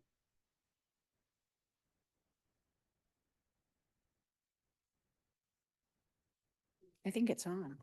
Oh, okay. Yeah, okay. Right. My name is Nona Chariello. I live at Brookside Drive, and this is a really hard problem. And I really appreciate the care and scrutiny with which you're approaching it. I have a question, which is, what kind of information will the voters be provided in advance of the survey? There's a lot of complexity to this. There are a lot of uncertainties. There are a lot of alternatives. And for any given preference, there are downstream consequences that trigger other questions. So, I mean, I think everyone here has a lot of questions, and I think the voters will too. So I was wondering, is there going to be sort of information provided, given that the survey is in the next month? Mhm. So, thank you. Thank you. I'll take questions, then we can circle back and see what staff can answer. Do you want to make an additional comment? Sure. My name is Ed McGavin. My question is, I noticed there were parcel tax, a UT, I'm losing track of all the other. Yes, are we limited to just choosing one of, A, B, C, or D, or is there some blend of those that would be tolerable to the voters? Because, I mean, I as a voter might be, hey, I don't have a real high tolerance for big parcel tax, but, I'd be willing to pay my share as this if we got some money from someplace else. So I don't know if that's a possibility or not. And I don't know if that's too complicated with regard to doing a survey, and that, again, you don't recommend it from that perspective, but I'm not sure if there's some blend of these things that might be more tolerable to the average voter than just A, B, or C. So. All right, I'm taking note of all the questions, and we'll circle back. Thank you. All right, there's no one else in the schoolhouse. So let's go online. The first hand raised is Rita Gomez.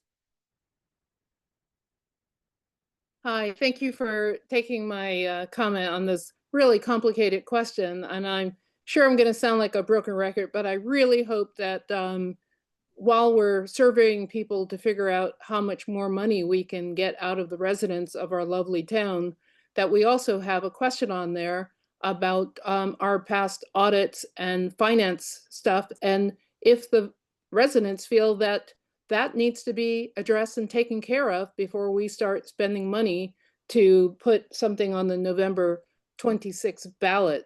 And if there is a survey that's sent out, there should be a pros and cons on each item, either as a link or a couple of pages added to that survey. But I truly feel strongly of, we, and Tony's doing a great job. We just did, 22 audit stuff, but it is August 27th, 2025.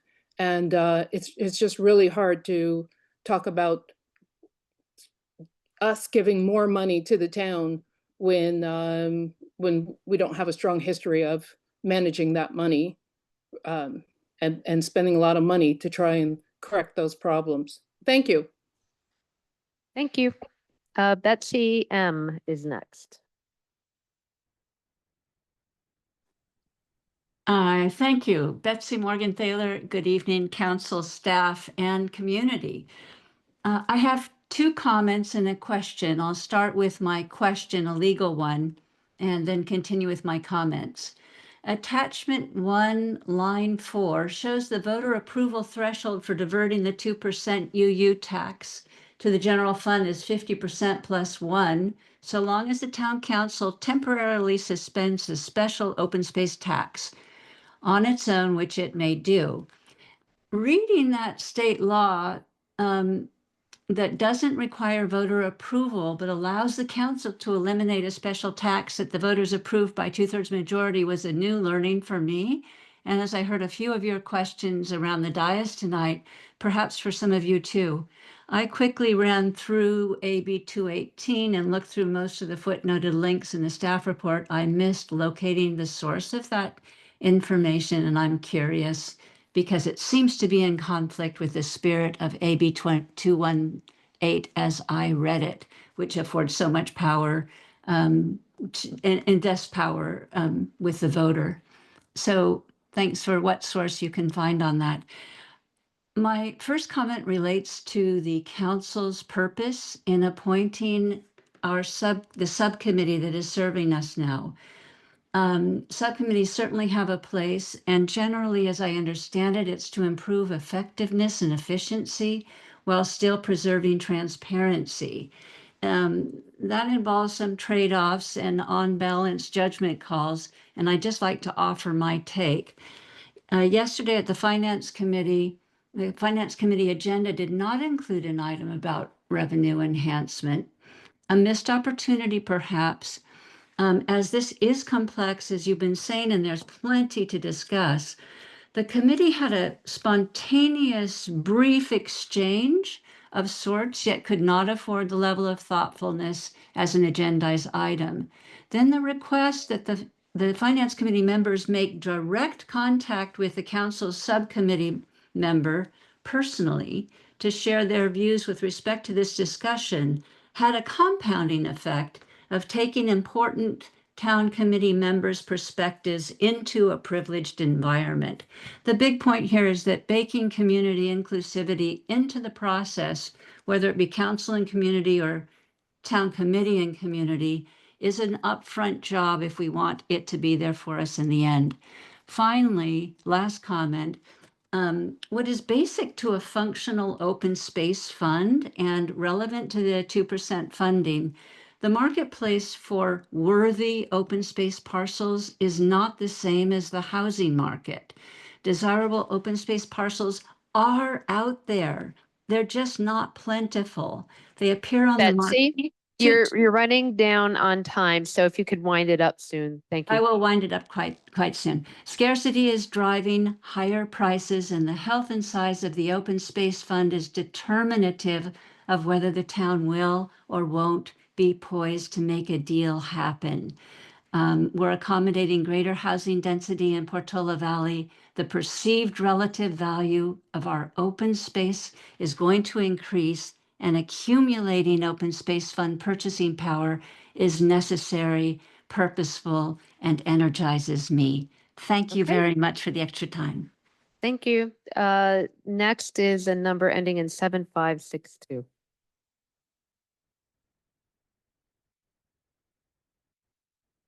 Good evening, Caroline Vertonghen. Can you hear me? Yes, we can. Great, thank you. I would like to go over the numbers and hopefully you can confirm those. So the town of Portola Valley has 1,762 parcels. There were 80 parcels or 83 parcels that were exempt. Is that a total exemption? So then we would have 1,600 average, 1,680 parcels.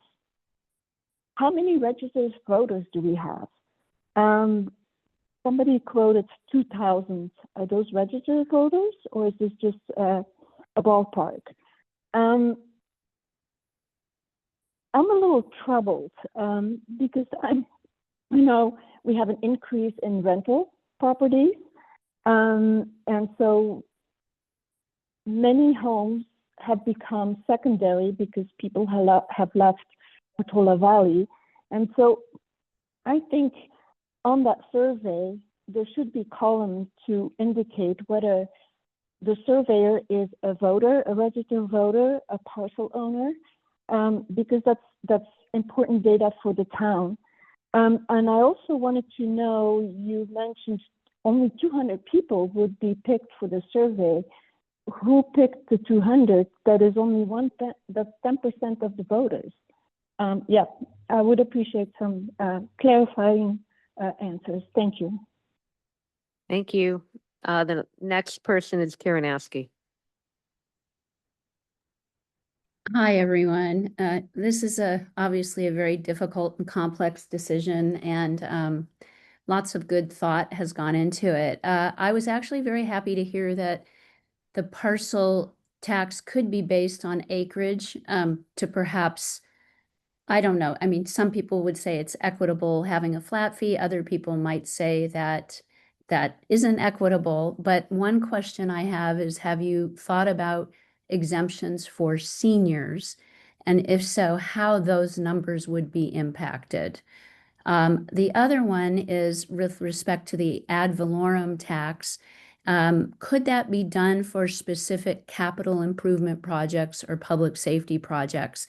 And, obviously that gets specific, but it does tell the voter what the money would be used for. The third is with respect to the question on the user fee study. We have over 2 acres of parking that we're leasing out.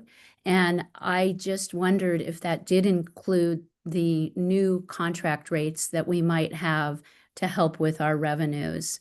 And the last one is that I wanted to just say that my understanding is that last school bond barely passed. And I think we need to be careful about the amount that we're actually asking the residents for. $600 is very different than $1,200. So I just want to throw that out, that the amount should probably, there should be something in the survey about that to see where the breaking point is. Thanks again. Thank you. I see no other hands raised online and none in the schoolhouse. So I would like to get some answers to some of these questions. So the first one, will the recipients or participants in the survey receive any prep info before they're called? Like a little bit more about the mechanic of what happens in the survey, and relatedly, who picks the recipient? Like, is it who answers the phone, the first A through Z order, or do we know? This is probably the art of polling, but anything we know? Yeah, so important to note, we purposefully don't provide information to the community on this so as not to affect the outcome. If the council decides to proceed, then as I noted on the schedule, there's an education component, which the town does. But we are narrowly confined in what we can and can't do, and providing information other than these open discussions would be inappropriate. Mhm.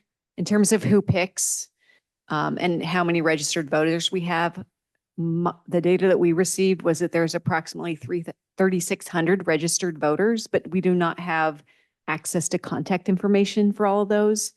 When we narrow it down to the voters that we have email or cell phone or landline numbers, which is how the survey would be conducted. It's about 2,000, so hence it's a 10% sample of that. And it's a randomized selection, but it really comes down to who answers the phone or responds to the email, because it's about it's a lengthy survey. So it's sometimes just, there's a little bit of luck, which is why there's the margin of error. Yep. The next one was, are we limited to one choice? What are the ramifications and possibilities for going out to the voters with two measures? So as I said, keep it simple. The voters often get confused when there's more than one measure. And you heard me say that we've had legal opinion about combining the charter city and the transfer tax into one measure. And that's important because again, you get one is simple. You get two, we've lost simplicity. Voters get confused. There have been cases where they voted for one and not the other, and then it both fail. So keep it simple is important. That doesn't mean that we couldn't come back later. You know, there's a big election every 2 years. There can also be special elections. So, but for the next big November 26th election, you're better off putting all of your eggs in one basket. There was a question on AB 218 that I didn't follow. Go ahead. I believe I followed the question. I believe the question was regarding Prop 218. There's mention of AB, but I think it was probably Prop 218. And I agree with the speaker that it's a little bit counterintuitive to think that a tax that was approved by 2/3 of the voters could be temporarily paused by the council. But I would note that Prop 218 simply requires voter approval for, and this is the language in the measure, to impose, extend, or increase a tax. So by pausing it, you're not doing any of those things. So you wouldn't run afoul of Proposition 18. Now, it might be politically challenging to pause something the voters have approved by 2/3. That's for council discretion.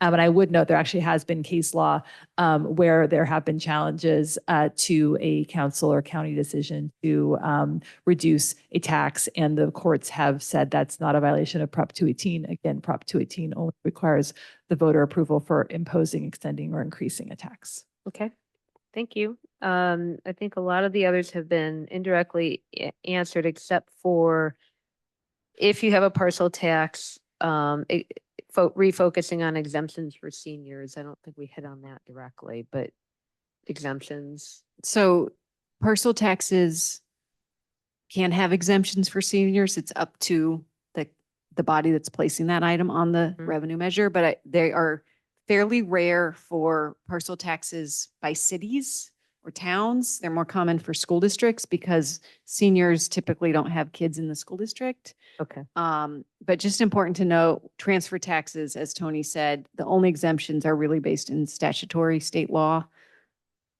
Okay. Yeah.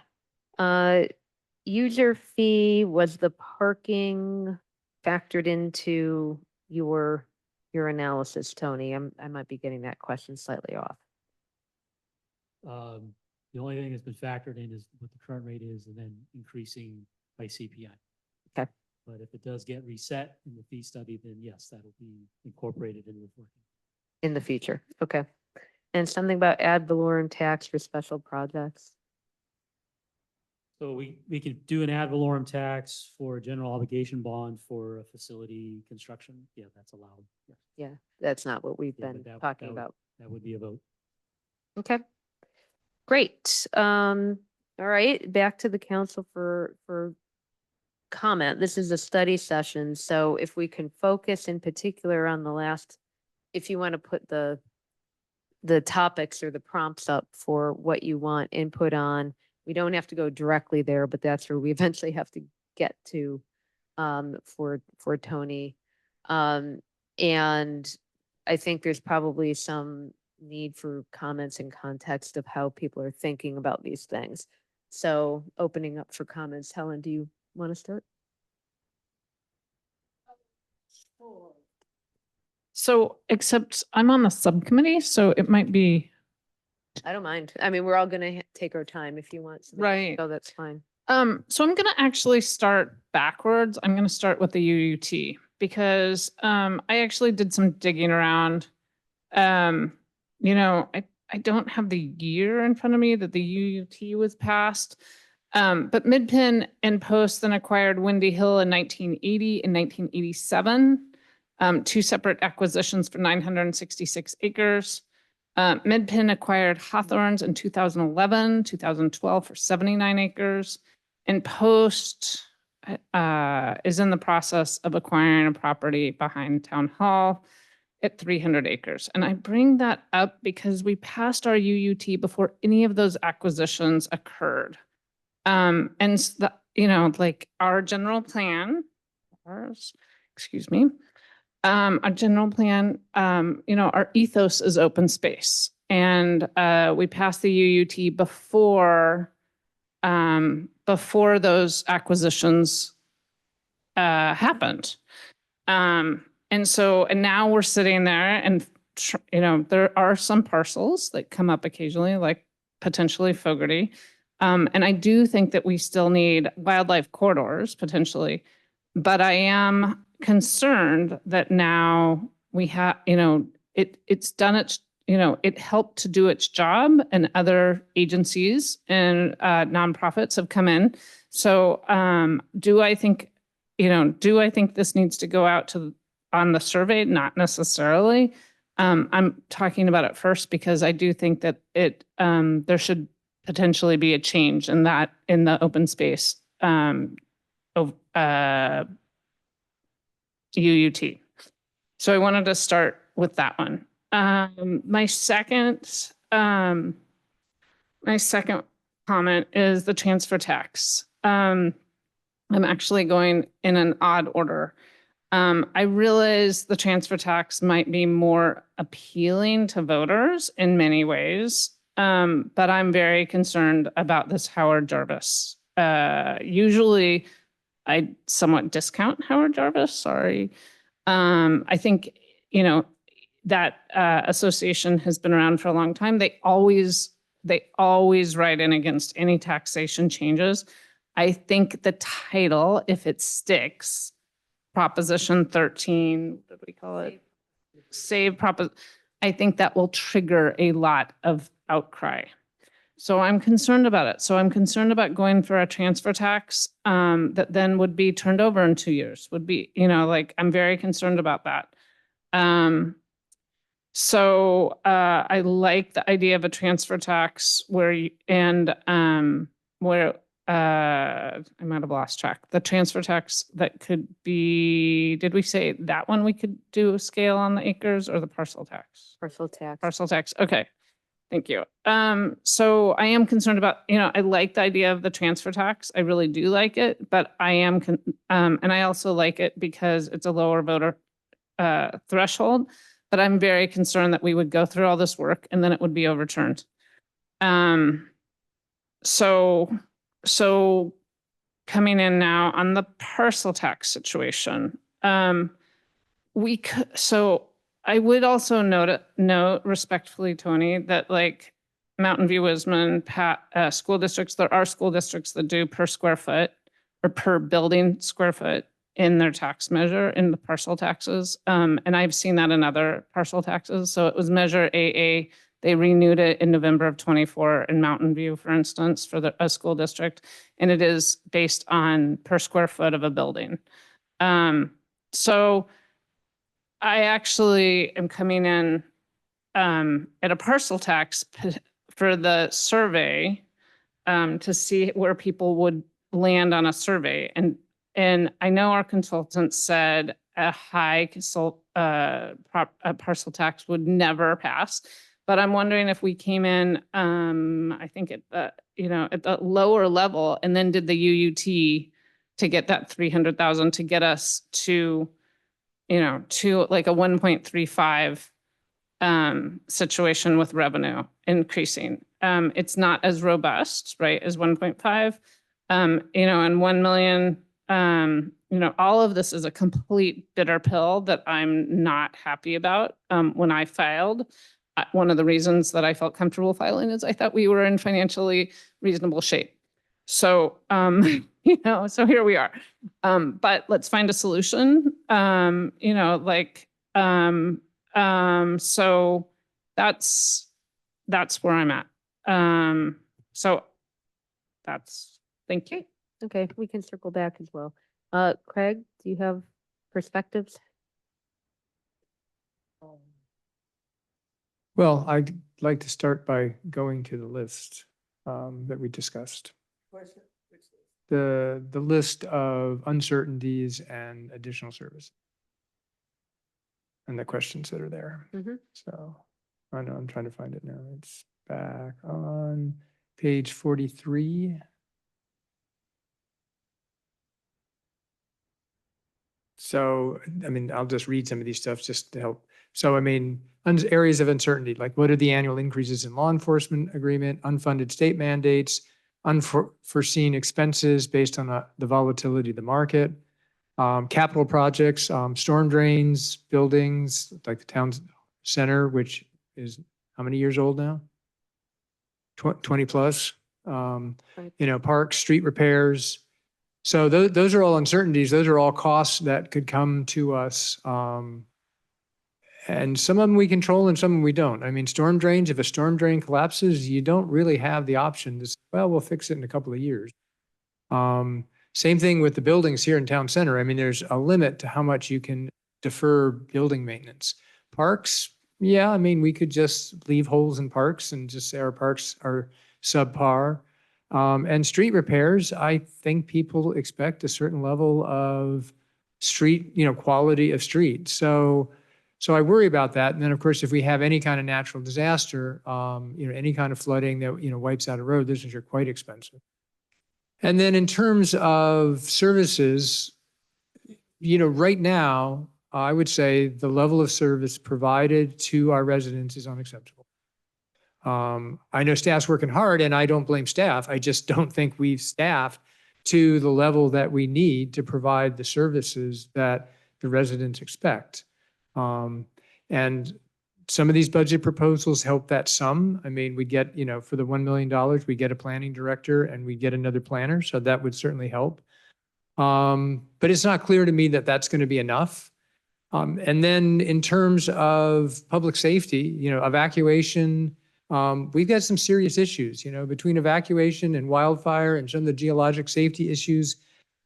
These are non-trivial, and I would argue that they're deferred, that there are things that, particularly in the wildfire area, that we just haven't done anything for the last 80 years. I mean, we've just sort of let it go. And so, you know, like in Woodside, they have a program that allows you to, you know, get some funding from the town. And I think that's a good thing. I think it encourages people to move forward because we have to reduce the. So my first issue is when we look at, you know, 1 million versus 1.5 versus 2, I feel pretty strongly that 1 million is not enough. I mean, I appreciate what Tony's saying. Tony's, you know, saying, well, I mean, you kind of get more or less what you have with a little bit of, you know, increase and no real buffer. I mean, it just sort of dries up over time. And that's fine. That's what I'd expect my financial guide. Like this is truly your bottom line, but it's a bottom line. It's not the place that I think our residents expect to be. So I think that looking at 1.5 is where we're looking. I think 2 would be great. And, you know, if people want to go there later, I think we could go there later, but I wouldn't go there now. But I do think that 1 million is too thin. So that's sort of my primary comment on the amounts. In terms of the options, I mean, I struggle. I don't know what to think about the Jarvis risk because I certainly think that the real estate transfer tax is the obvious winner if you take out the Jarvis risk. It seems, you know, as one of the public comments that we got, it's sort of a reverse mortgage. And I think it hits people when they can afford to pay it versus you just paying it every year, year after year after year. And particularly for people who are on a tight budget, having it like when you sell and you have a big capital gain is a lot different than, wow, I'm having to, you know, cough up this money every year. So I think I still net out on taking the risk of doing the real estate transfer tax. But I have to say that Helen's idea of a parcel tax and a UUT, I just worry about the complexity of, once you put two things on the ballot. The nice thing there is, I guess technically they don't both need to pass. I mean, if one passes, you kind of get to Tony's minimum threshold and then you use the UUT to sort of get at what I think are the level of services that we need. So, I mean, maybe that works. I'm just not sure. So, I guess that's sort of where I come down. I realize that's kind of mushing them all together, but since it's a study session, I mean, hopefully that's helpful. I mean, at some point, the council is going to have to decide whether we're going to take the risk. I would look for Catherine's analysis of, would we really need to push this up to June to really make sure we did it? Or would we have a reasonable chance in November of certifying, ahead of time if we put our minds to it versus just letting it be what it is? So, that'll be something that I'll be interested to see when we talk next. I think that's it. Thank you. Thank you. Mary?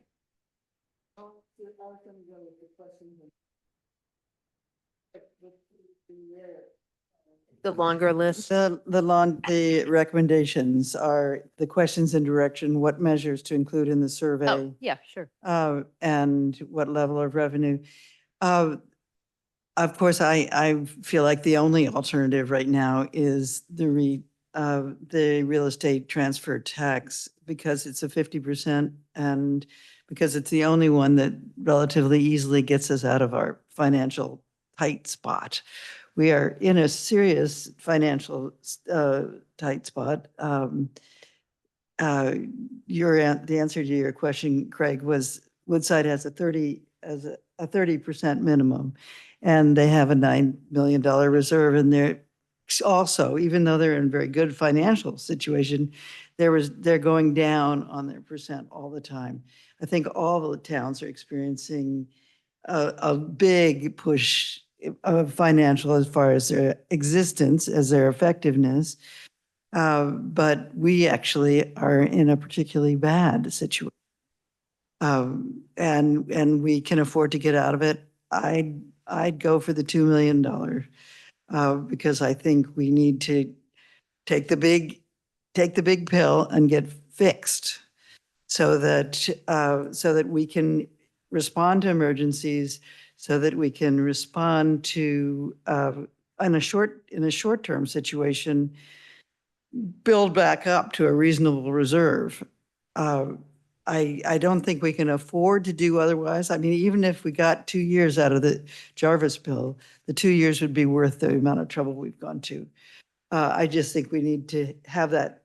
We need to max out the benefit that we can get out of this particular move in order to be financially competent. So that would be my answer to the, I think it's way too complicated to give to either a survey or to of the voters to choose between $6, $8, and $10 per $1,000 of purchase price. I think we should just bite the bullet and do 2 million and call it that. And then the survey would have to actually get at why people like this. Why do we want to invest in the town? What do you care about the town enough to invest in your town? And this is probably your only chance to invest in your town in a meaningful way that potentially might save it. So I that's my feeling about it. Should the measures be permanent or temporary? I think that's sort of irrelevant because politics is always changing. It's going to be, we don't even know whether we'd get it for 2 years with the Jarvis thing. It's to worry about something that hasn't happened is not worth it. The question is, we could choose to have a temporary. I realize that. So it's really, would we want to choose? Yeah, whether it would be? Yeah, I don't think it's real one way or the other. I think everything's temporary in politics. But would you recommend today, without binding yourself, that it be permanent or temporary? Permanent. Okay, thank you. That may be all I've got. I mean, I think we're on the right track. I really think we're set up to succeed possibly. And we've got the right people doing the right things, and this opportunity is here now, and I think we should take it. Okay. Rebecca. So I agree with Craig and I guess Mary as well, that 1 million is absolutely not enough. It doesn't allow us to increase our service levels. It doesn't allow us to increase our reserve to protect us from a serious issue that will likely happen. I mean, there's a 70% chance of a major earthquake in California. So, we have to be prepared. We need to build up that reserve. And we need to deal with capital projects that have been put on hold. So 1 million will not allow us to do that.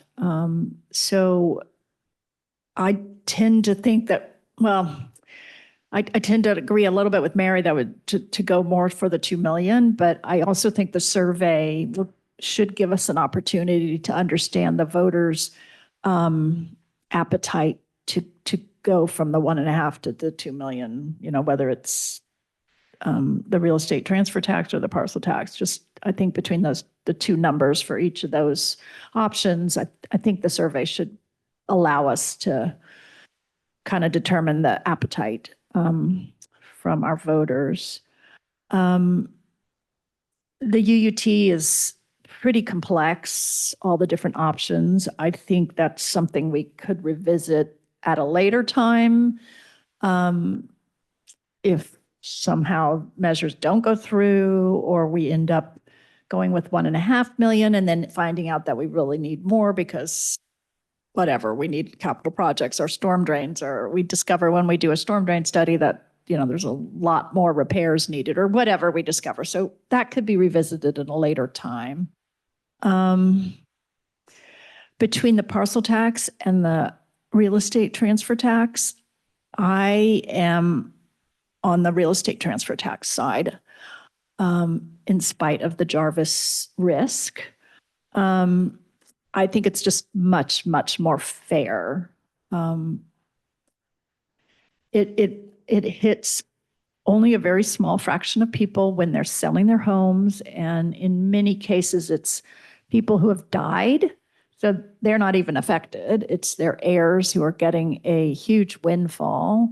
And to have them take a small portion and give back to the town, I think is a reasonable request. In many cases, homes have been occupied for 50, 60, 70 years. They are not paying very much in property taxes, but they are benefiting from all the services that the rest of us actually pay for, whether it's police services, whether it's, having a staff, whether it's the fire department, whether it's fire clearing.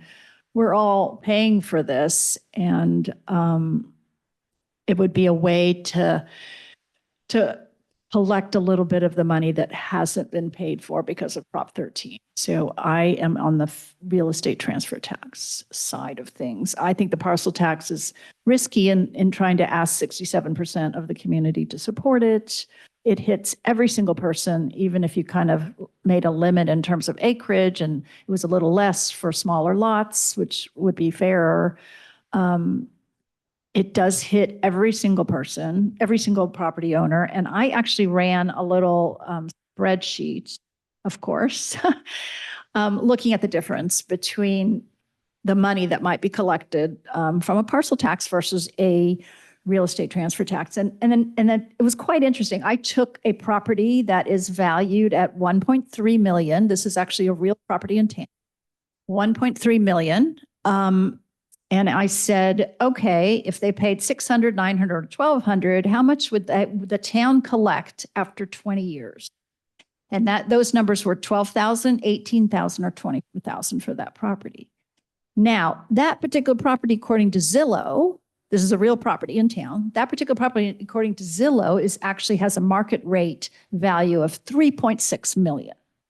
So if that property was sold in a year from now, for example, the town at, let's say the 0.7%, the $7 per 1,000 would actually collect $25,000. So that's more than 20 years of parcel taxes paid for by that parcel. And it seems like, to me, a bit of a no-brainer. Instead of having everybody sort of have to pay in addition for a parcel tax on top of their property taxes, and many of us pay enormous amounts on property taxes. This would just allow, a recoup of money when a home is sold. And for so many of the properties, those properties that are selling now, it is a situation where homes are assessed at 300, 400, 500,000, and they're being sold for 3, 4, 5, and 6 million. So it is a way to recoup the taxes that have just not been paid, that are needed for our city services, because city services go up every single year, and they go up a lot more than 2%, which Prop 13 has put in place. So that's where I'm kind of at. And then what rates? So the rates, like I said, it's between the 1.5 and that's 2, and that I think we'll have to do for the survey. Will have to give us a better impression on what people do. And then I would make it permanent. For going to all this trouble, it'd be permanent. My last thing I wanted to say was the risk about the Jarvis thing. So again, if we do go with this in November for the real estate property tax and the charter city, I think it would behoove us even now to have a conversation with the San Mateo County registrar, as well as with the supervisors of the county.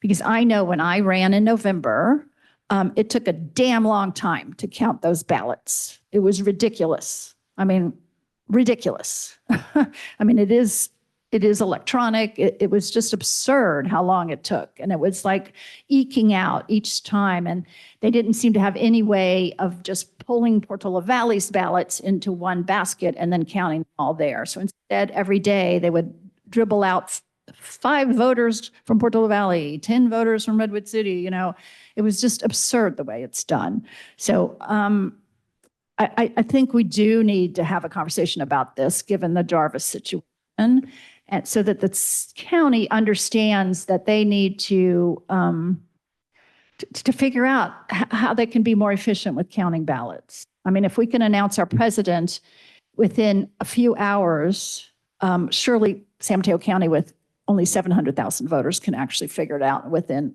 a day or two. So I think if we do move in that direction, I think there does need to be conversation with the registrars. So I think that's all my cases. Great. Thank you. So to frame up what we're doing, we're trying to predict what future laws might impact whatever we prefer here. We're also trying to predict what our voters in town will do. So, from the legislative change, Howard Jarvis, the only way of avoiding that, I think, is if you pick the parcel tax. You might scale it on an acre basis, you might not, but that requires 67%. So that's going big in one direction. And there are concerns about the disparate impact on people who own homes here that they've lived in for a long time, and their incomes may or may not be rising with the value of their property. So it can be unfair, but it is a way of avoiding the Howard Jarvis risk. Coming in before knowing about Howard Jarvis, I was supportive of the RET and the charter city. And I think on balance, I still am.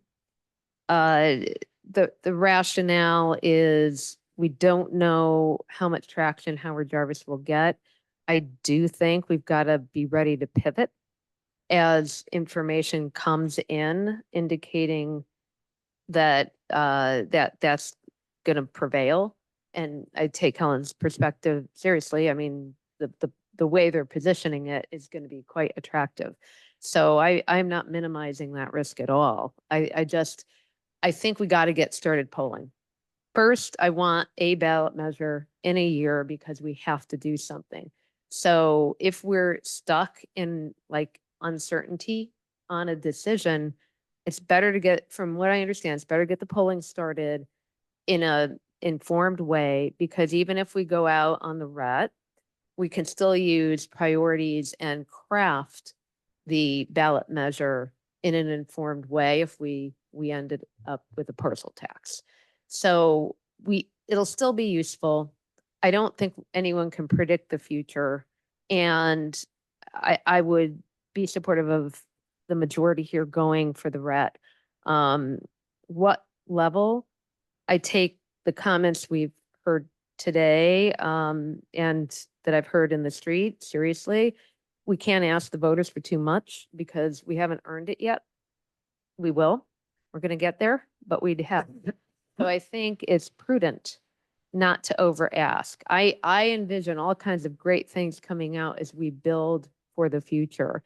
And this won't be the end of what we end up doing to get to a place where we have the right level of services, where we have infrastructure that can withstand some natural disasters. I just think it's unrealistic to ask voters to write those checks and conceptually at too high a level right now. So $1 million isn't going to solve our problem more than put a Band-Aid on for a short period. So I'd be 1.5 million permanent, as much as that can be, and go for the RET. I'm looking.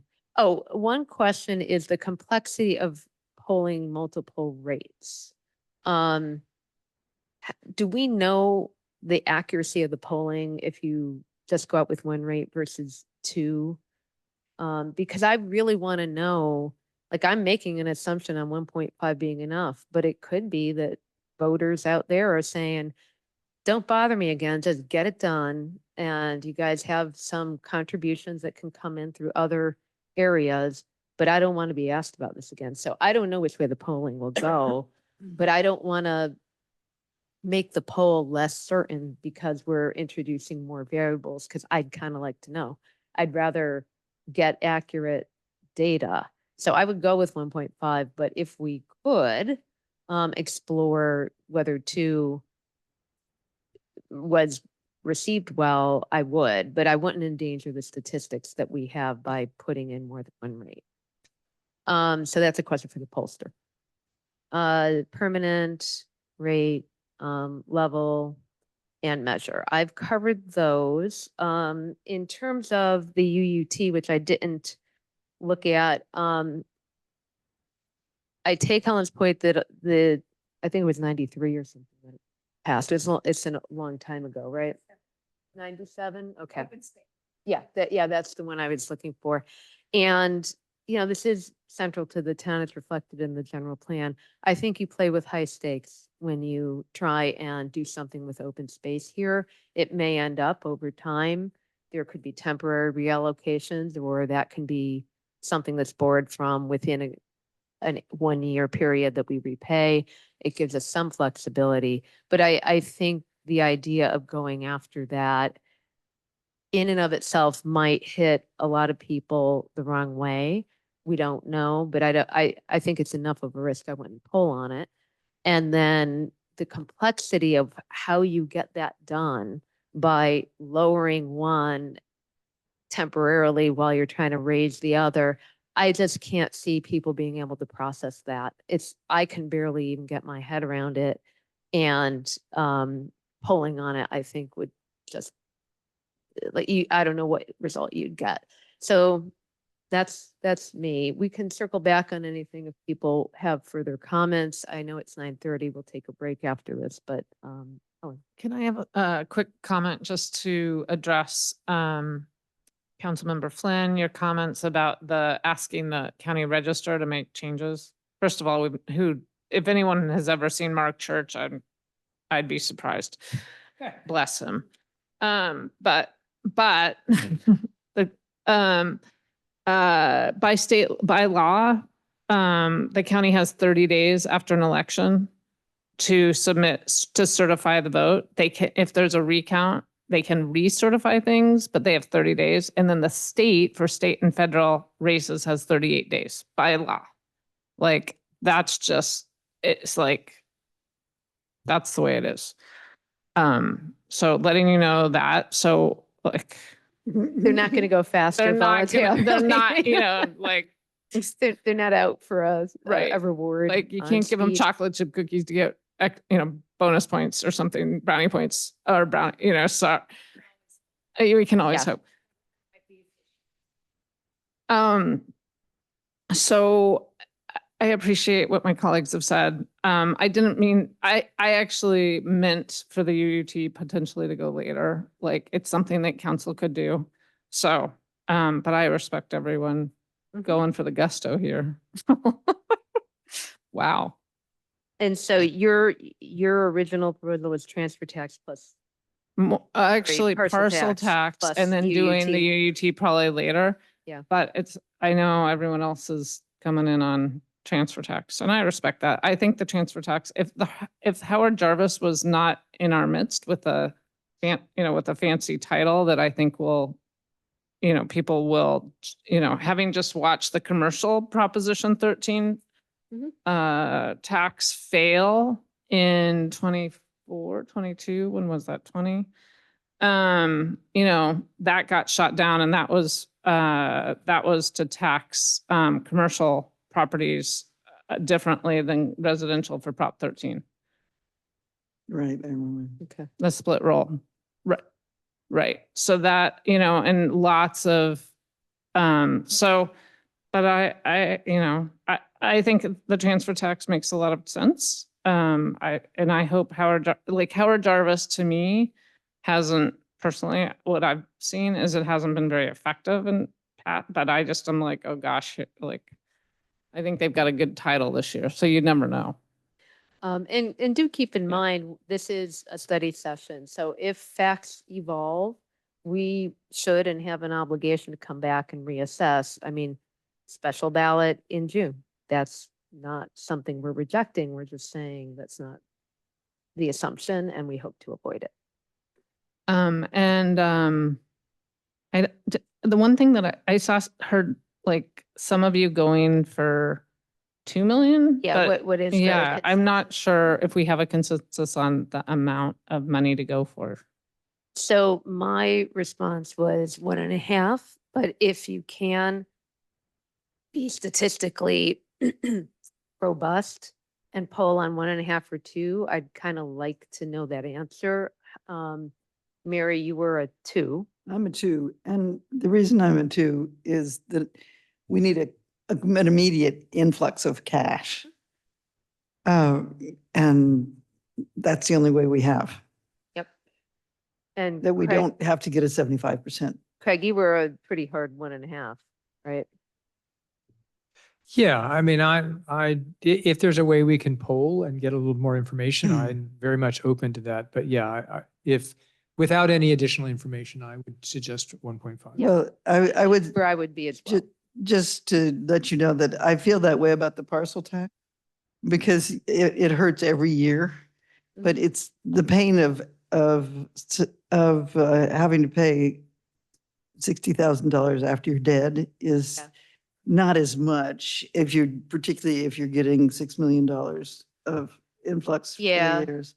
And Mary, just to clarify from my perspective, if I had more confidence that people had confidence in us, I would absolutely be with you because I'd rather sell this once and solve it well.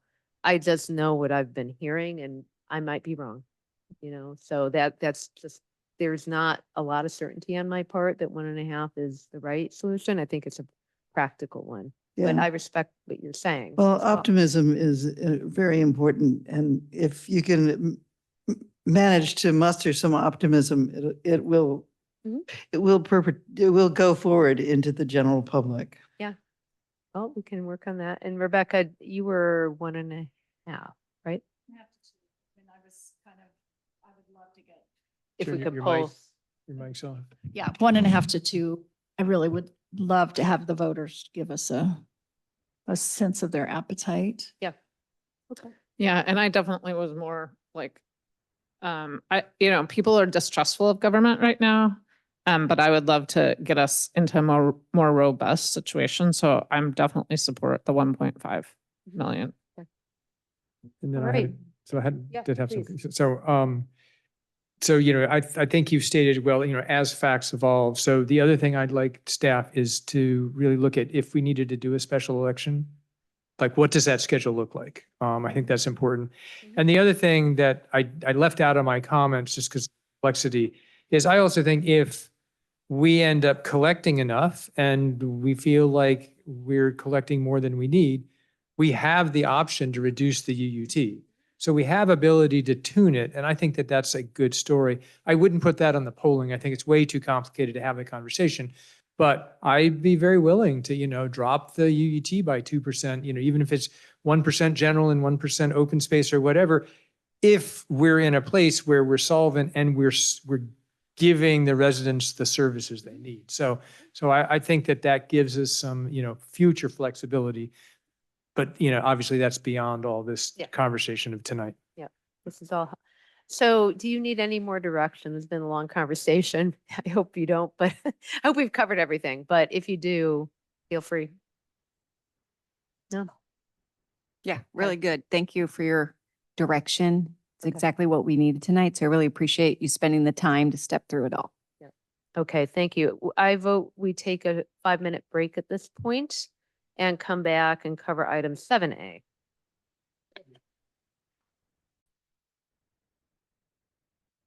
All right, welcome back. We're reconvening our meeting and we're now going to take the regular agenda item 7A. So I have a process reminder on this, and then I'm going to hand it over to others to do the presentation. So this is the first report from the Council Safety and Resilience Subcommittee. After reviewing the report and examining the purpose, just because we want to be Brown Act compliant, what are the goals of this subcommittee? So going back first, the name is a minor thing, but just to be clear, to reflect back to the minutes in which the subcommittee was approved, it's a resilience planning subcommittee. So we'll be using that terminology going forward. And there were 2 initiatives or goals that were encompassed in their task. One was drafting a list of safety initiatives, roughly divided into high, medium, and low priorities. That is what's coming this evening. And then a recommendation on whether to form a multidisciplinary safety task force. And if so, how to best engage the various committees that involve safety in the community. So again, for Brown Act purposes, the subcommittee itself is not decision-making and has to address items within its scope and then operate within clearly defined time limits. So this was a really comprehensive set of ideas. I do see, though, more robust policy and budget discussions. So I think we should discuss, ask questions, give feedback on the presentation. But I personally recommend that we reserve for a second go at this in a follow-up meeting with more input possible and refinement from staff and the town attorney and budget items, because I think people will have questions on those points as well. So then we'll plan on a future meeting, one or more future presentations by the subcommittee. And then after the 2 objectives are achieved, then it will wind down per Brown Act rule. So I'll hand it over to Craig, if you're the one presenting, or Craig and Rebecca and staff to manage the introduction of the topic. Thank you. So I'll start at least. So as Mayor Haskell said, we were basically commissioned in May 21st. We're 5 months later, and we did agree that this was that there's urgency around safety and resilience planning. And the reason we have these subcommittees is because of the limitation on the full council. It's just really hard to move the council forward. That's why we're here like 5 months later, and that's for a subcommittee, and for the council, we'd be here for another 2 years probably. So the deliverable tonight is only one of two, and it is a draft list, and it is a very preliminary draft list because the idea was to bring something forward to the full council to say, you know, is this headed in the right direction? And then I think it can get refined and we can move forward. So I've got some ideas on next steps as well. I think will dovetail with what you're saying. The goal is certainly not to vote on the details. I wanted to make that clear. It's to agree on a general direction. I think that the details are going to get worked out by staff and by committees, probably before coming back to the council, but we can discuss that.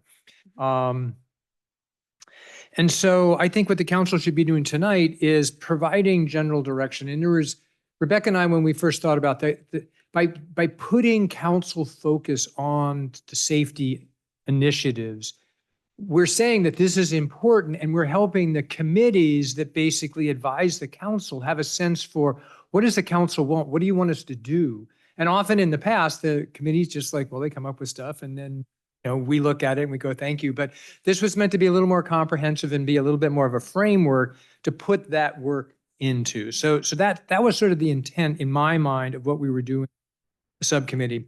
So what I would suggest we do tonight is that we go through the list and people ask questions and clarifications.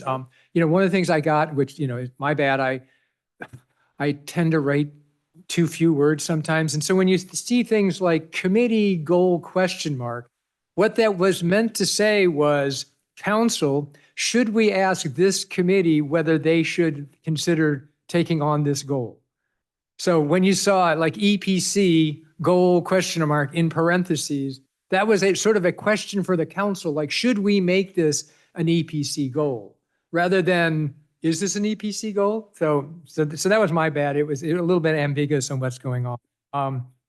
So, you know, my hope is that if the council thinks this is the right direction, that the subcommittee meet with the safety committees, we talk this through, and I have sent out early drafts to the chairs just to give them a chance to sort of look and say, you know, is this like sort of more or less in the ballpark? And so I think if we could go through, if the subcommittee could then go and meet with the committees and staff, my expectation is for the committees, if the committees go, yeah, this looks great, we'll start working on this stuff. I think that's great. We just let the committees do it. For the staff items, I think we need to go to the town manager. The town manager needs to sort of think about the scoping and the budget implications. And that certainly needs to come back to the full council for any significant projects. I mean, if it's a few minor things, I wouldn't worry about it, but certainly for anything that's major. So that's kind of what I'm imagining. And that was sort of the goal. Like the goal wasn't to say, oh, here's this list and the subcommittees, you know, stamp this as approved, we should move on. Like that's not at all. It's a lot, there's a lot of stuff here, and particularly, you know, it's kind of broken into three parts. And so, you know, if you look at the high priority, it's pretty detailed. It was things that we thought we'd have a reasonable shot at getting done, you know, kind of this year. And it was a target, you know, if it bleeds over a little bit. But if we could go to the committees and say, what do you guys think about working on this stuff? And they go, yeah, we think we could get this done. Or maybe it becomes some of their goals for next year. That seems pretty appropriate. There's some of the staff work that, like I said, we're going to have to basically scope to decide, you know, where that stuff comes out. And then as you get to, you know, target for next year, these become broader issues that, you know, I think the council probably would want to discuss when they talk about the goals and objectives for the town for the next year. And so that was more what these were targeted at, is we should have that discussion. And so, you know, the town council, when we're coming up with our priorities for the year, we ought to be talking about evacuation and readiness and decide, you know, what we want to put in. But that doesn't all have to, I don't expect all that to happen like now. Like that was more like when we have our next, you know, priorities session, which we're going to do that early January. Is that when did we do that last year? Do you remember? It was like in March Okay. of a year. Yeah. So. Okay. So roughly, so the idea is roughly in that.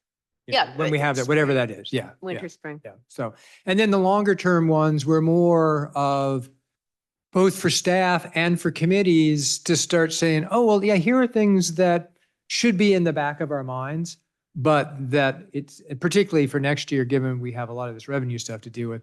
I put it, time and resources allow, but I think that many of these things, unless somebody, some committee decides, oh yeah, we're gonna, put up the standard and run with this one, that, these will again, maybe be part of our priority session. Maybe they'll get, pushed out longer term. So that's the sort of the overview, I think, of what we were trying to accomplish here. So hopefully that's helpful. So again, I would suggest we just go around and ask questions about, what do these acronyms mean? Yeah. What did you really mean by that? And again, my hope was particularly on the shorter ones that we go to the committees sort of figure out what they can and are willing to do, and then come up with some measurable goals. But I leave that to the committees to do that. I don't think that's the place of the subcommittee, be defining measurable goals, and pushing them down. Okay. So does that seem like the right approach? And I think that fits with what you're saying, because I think we can meet and then come back around. Yeah. Okay. Does staff have any comments? Okay, so we can go straight to questions. So, Mary, do you want to get started? I don't have a lot of questions about this. Okay. I You need your mic on. I think it's really good for, I don't have any questions at the moment, so no. Leave it Okay. alone. Okay. So first, thank you. I love what you guys have put together. A couple things. So the weekly preparedness calendar steps to the community. I love the idea. I love that Rebecca's here so I can ask this question. We have had a lot of for sale things and freebies on the forum lately. Is there any way to do a special preparedness, like something preparedness channel somehow, or something within the forum, or something to is there any way to boost it so that it's front and center for the community or something? I don't know, or a separate channel or something. A hashtag, or you're just wanting that type of emergency preparedness message to come up every day or every There's week? something, yeah, You can set a time, you can set a recurring message. So yes. Is that on the back end though for the community? That's on so that the moderators could do something. That would come up once a week or once a month, yes. Like, where are you with your go bag today? Or, whatever, something like that. Okay, yes. because I don't want it to get lost. There's so, I've just been noticing lots of freebies which is great, right? But I feel like, is there, how to have safety be a priority on the forum or something? That's more difficult, because so many people are on digest, and their digest everybody's digest is different because it's based on when you join. So, you get the next 12 messages or the next 10 messages or whatever. So it wouldn't show up per se. I mean, there is a moderator, there is a way to circumvent the digest and send out an urgent type message, which I wouldn't want to abuse. Right. But perhaps it could be used on a quarter, whatever, maybe the council would agree that we send out a message on a monthly or quarterly basis to everybody who's on the forum that says, this is safety month or whatever, Right. So Okay. that And could circumvent. And can I just comment? I mean, post was not necessarily on PV forum. We have town mailing lists. I mean, so this was Yeah. using our general mechanisms to post. So I very clearly was not just using PV. Yeah. We have but- other ways to get it out. So, And yeah. right. And I said that in my comment, I love the forum, but I hope that we continue to promote other channels as well. Right. So thank you. I do feel like the forum is such a good way to channel, but it's not the only one. Document existing evacuation routes. I wanted to add, oddly, it was in the Half Bay Coastside News last week. Land, how do you say the Landa? I know Ladris, thank you. The is using AI to model evacuation situations. So I feel like that needs to be added in somehow. I don't know. Is that a question? I mean, I'm happy for that to come up. I Sorry, just- question, can we add that in? Sure. Yeah, the only thing I would say is this particular item was meant to be, since it was in that kind of near term, the evacuation stuff is stuff that they already did. It's just a matter of taking it and putting it into a little package. Whereas Ladris EPC did do work with Ladris, but right now the fire department, tends to run those things, and you tend to run them when there's some kind of change. So, I mean, we can have that more discussion. So yeah, if we could figure out what it means, but I probably would put that in midterm rather than, yeah, okay. Yeah, midterm's fine. And can I get clarification, form an Alpine Corridor working group, right? Like, obviously, I don't want to assume, but my assumption would be by that you meant an evacuation route working group for the Alpine Corridor. So I stated it generally because we had money from Stanford. We have another donor that's offered to match Stanford, and that's not all about evacuation. So and Judith has been working on this, and I haven't been directly part of it, but we've been talking about having some kind of working group on the Alpine Corridor.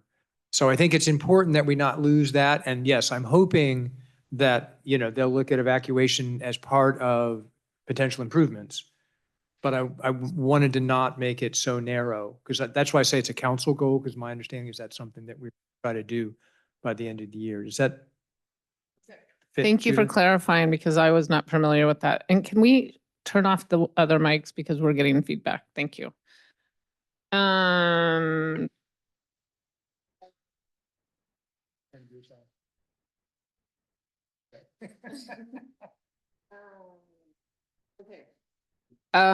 What I didn't see in here, like for home hardening situation, is anything about grants and applying for grants. So I just thought did you mean to leave that off on purpose?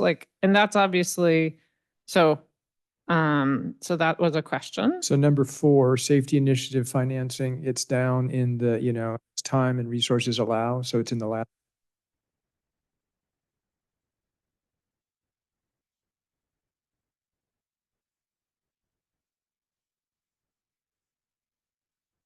Oh, there it is. Okay. Thank you. I missed that. Okay. In terms of the Firewise communities, I have a comment on that, but I'll say, wait, and and then microgrids. I'm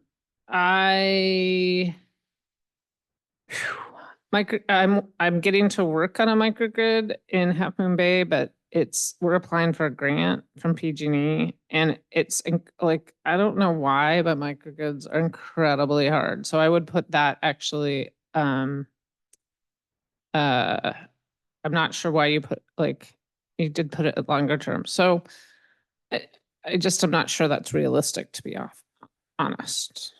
So thank you. Those were supposed to be my questions. Sorry, some of them went into comments. Thank you. Rebecca and Craig, do you have any questions? I just want to ask. Oh, yeah. I wonder who wrote this. No.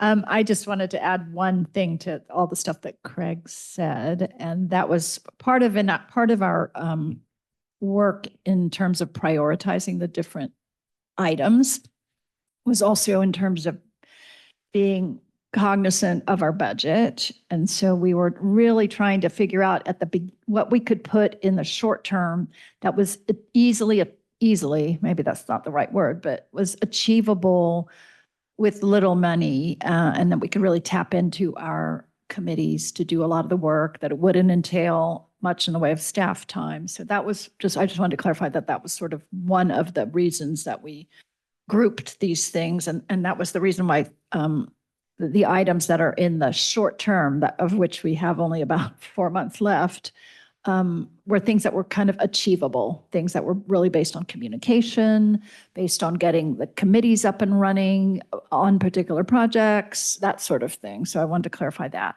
And then I guess I don't have a question. I'll have a comment later. Sure.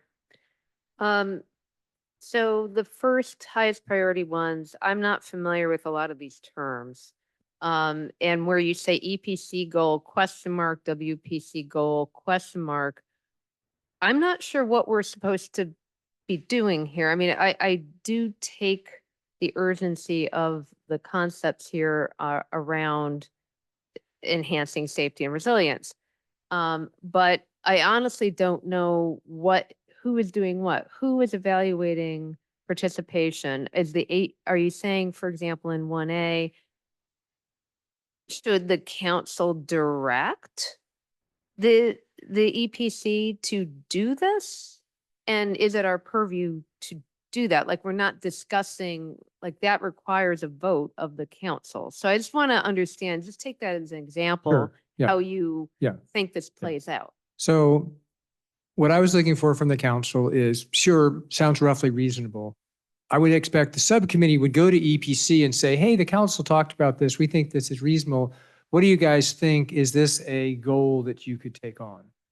So it's not that we're directing them and saying, you will take this on, but more like, does the EPC feel like the right bucket, the right group to go talk to say, hey, are you guys willing to work on this? Mm-hmm.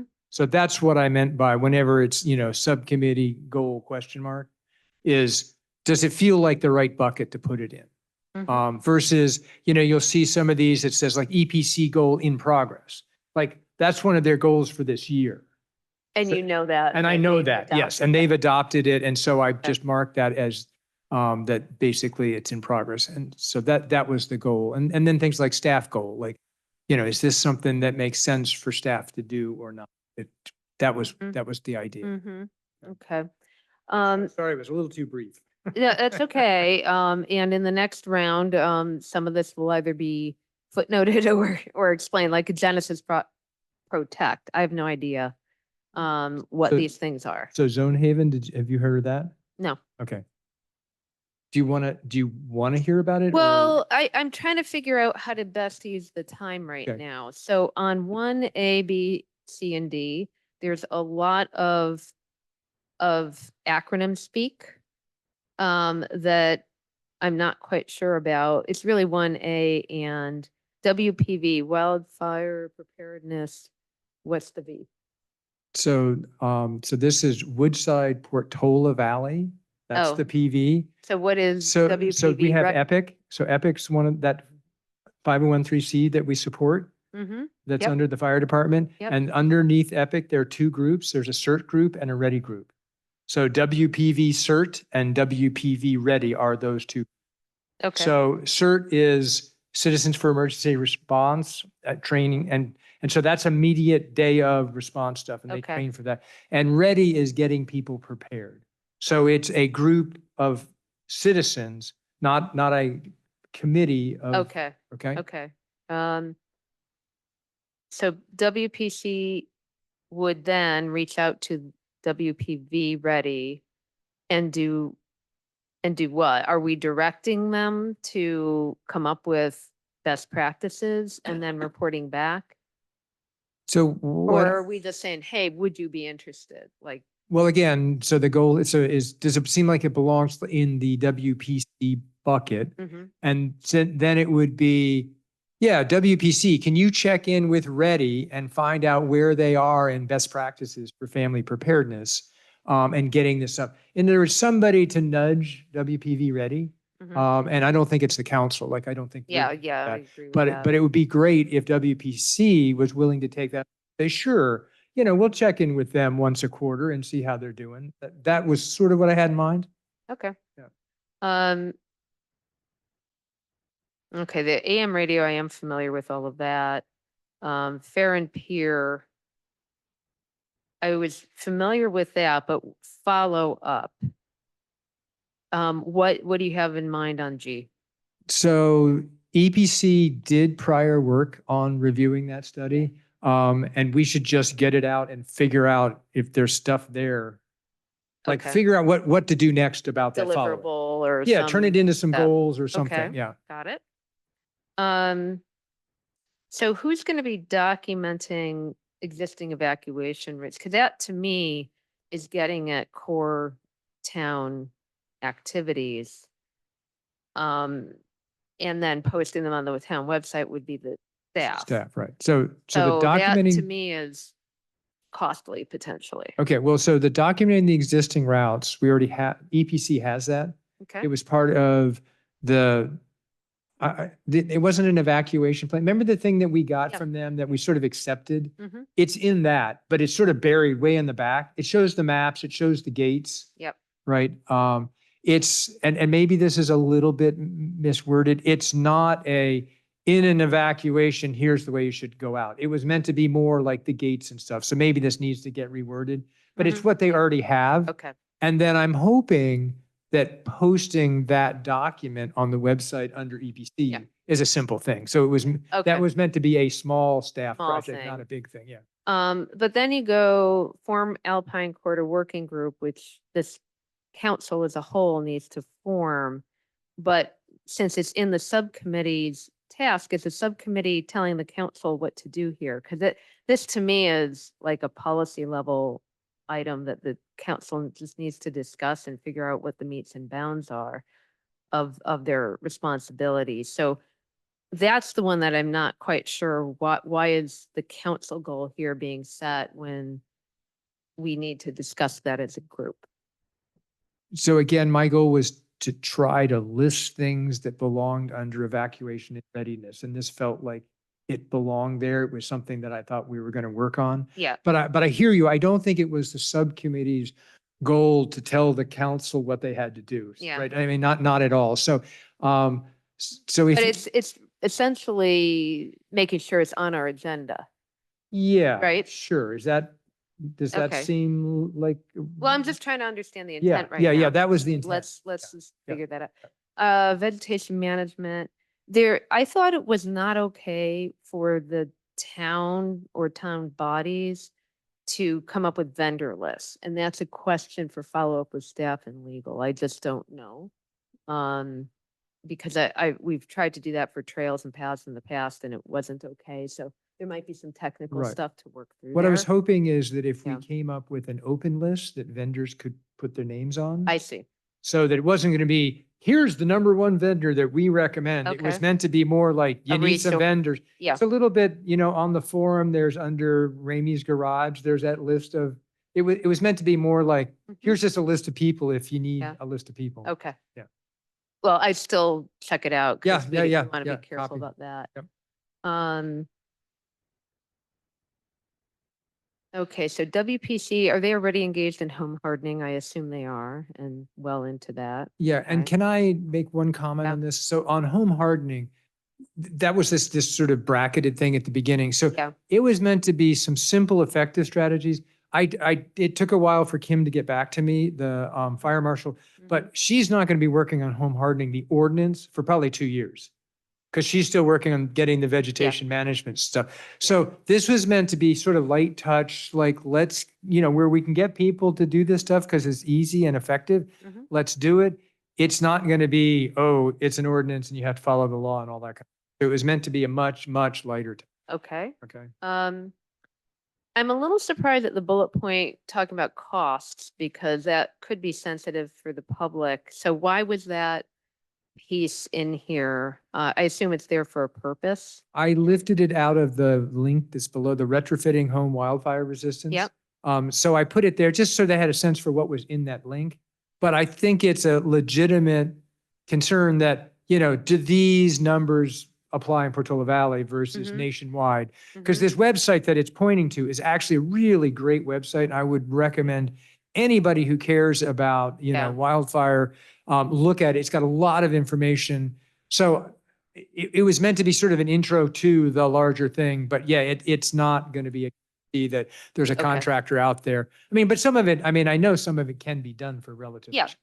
yeah. Yep. Well, I certainly think making available resources and information is fine. I just wasn't sure why the specific granular Yeah. numbers were in there.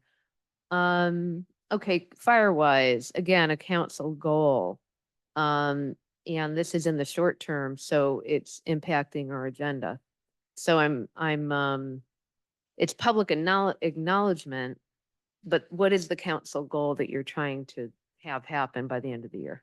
Well, so again, it's a question mark. So is the council willing to make this their goal? And what I always like to suggest here is that when these I mean, much like we did with Little League tonight, right?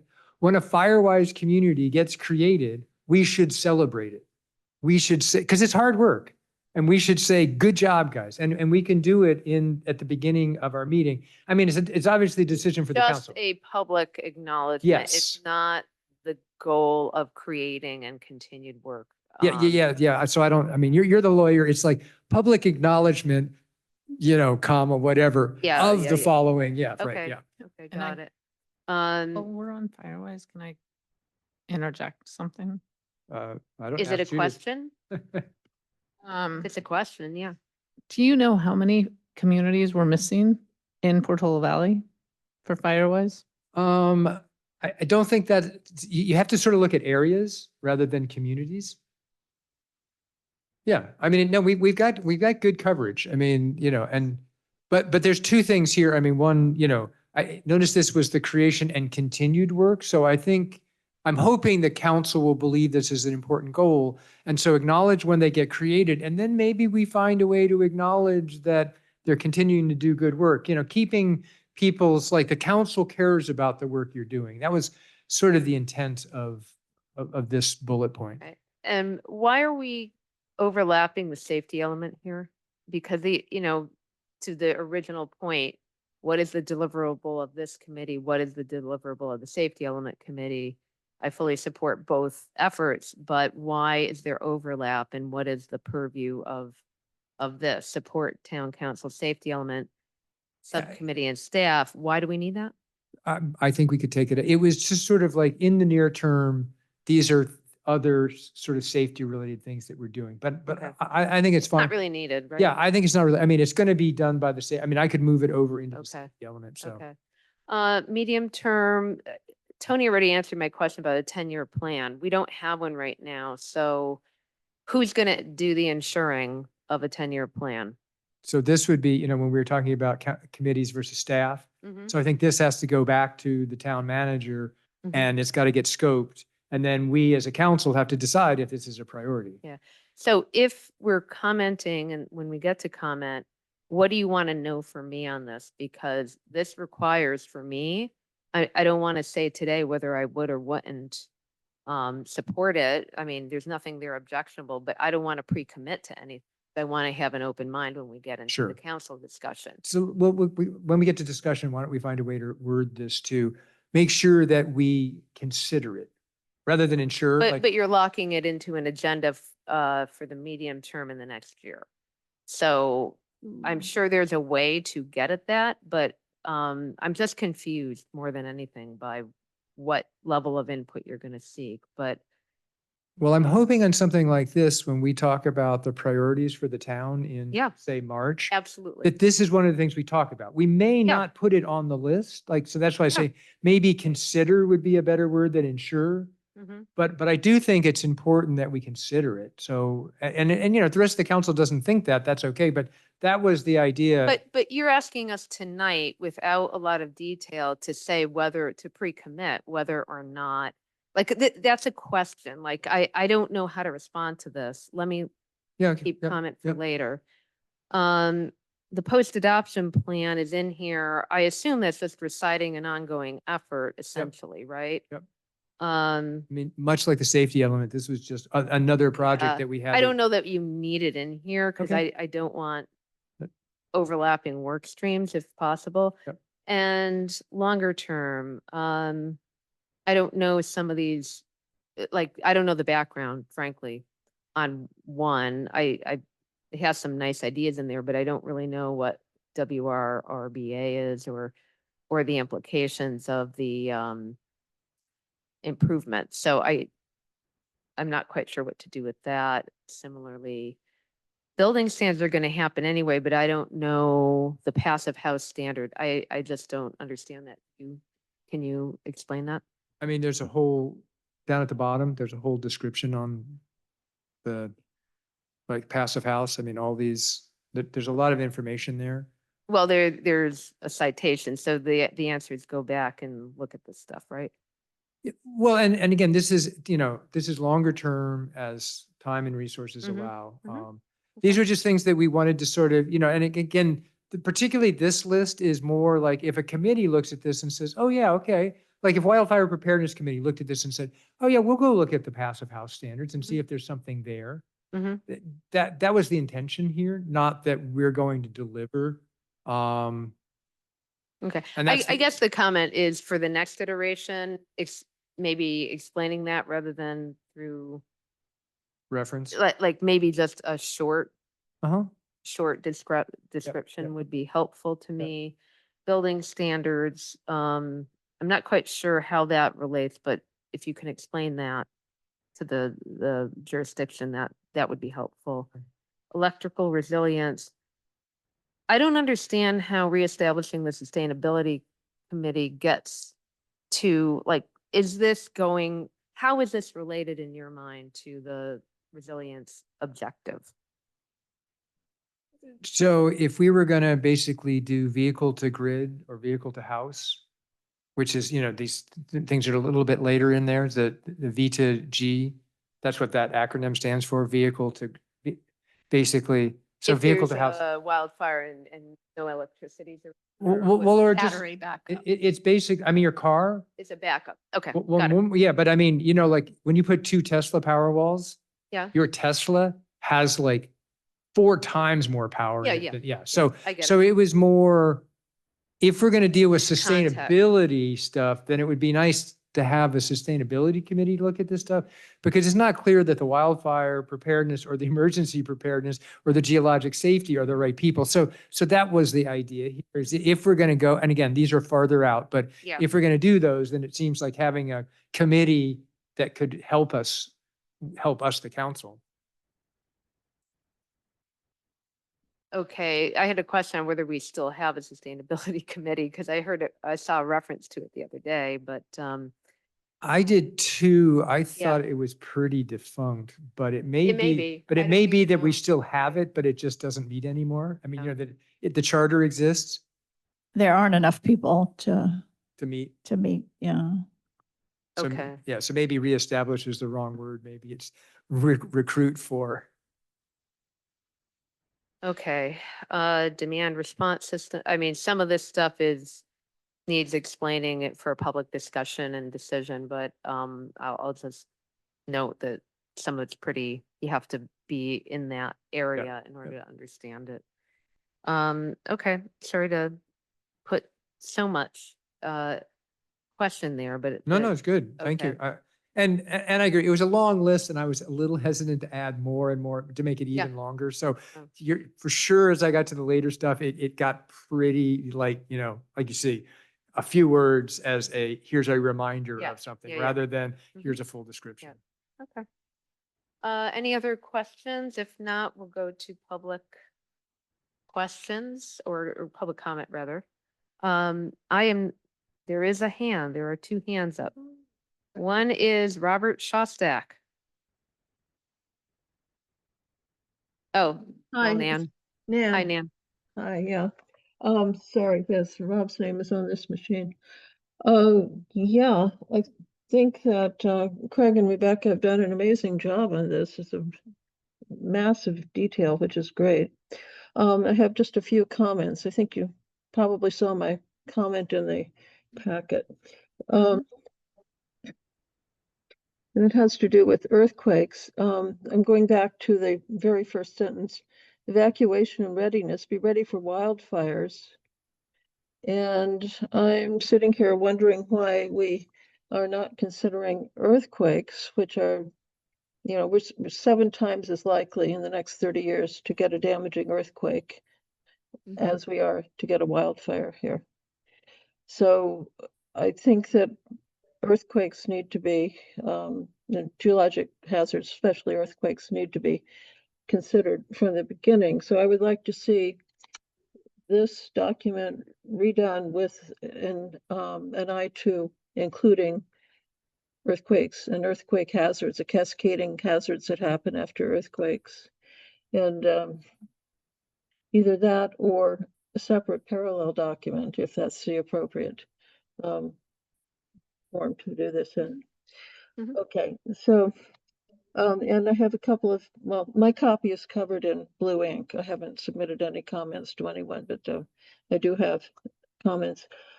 One really important thing is if and when you form the Alpine Corridor Working Group,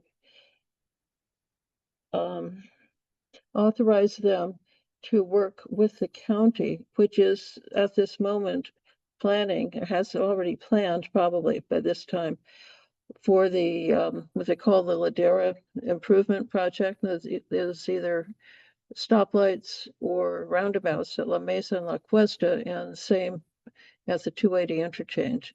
We need to be sure that nothing is going to impede our evacuations along Alpine Road. Okay, and the document existing evacuation routes, 1H, the Geologic Safety Committee has been looking at identifying neighborhood hazards, and you know, the way we gave you the evacuation route map with the evacuation hazards on the on Alpine Road and Portola Road. We need to do the same for neighborhoods, so we focus in on specific areas. So I think that would help. And 6B, really quickly, I would add areas of refuge. If you can't evacuate, you need a wide open space to go, and Vic Schachter of the EPC has identified those areas. So I would include that. Okay, thank you. Thank you, Nan. Rita Gomez? Thank you. Thank you for taking my comment.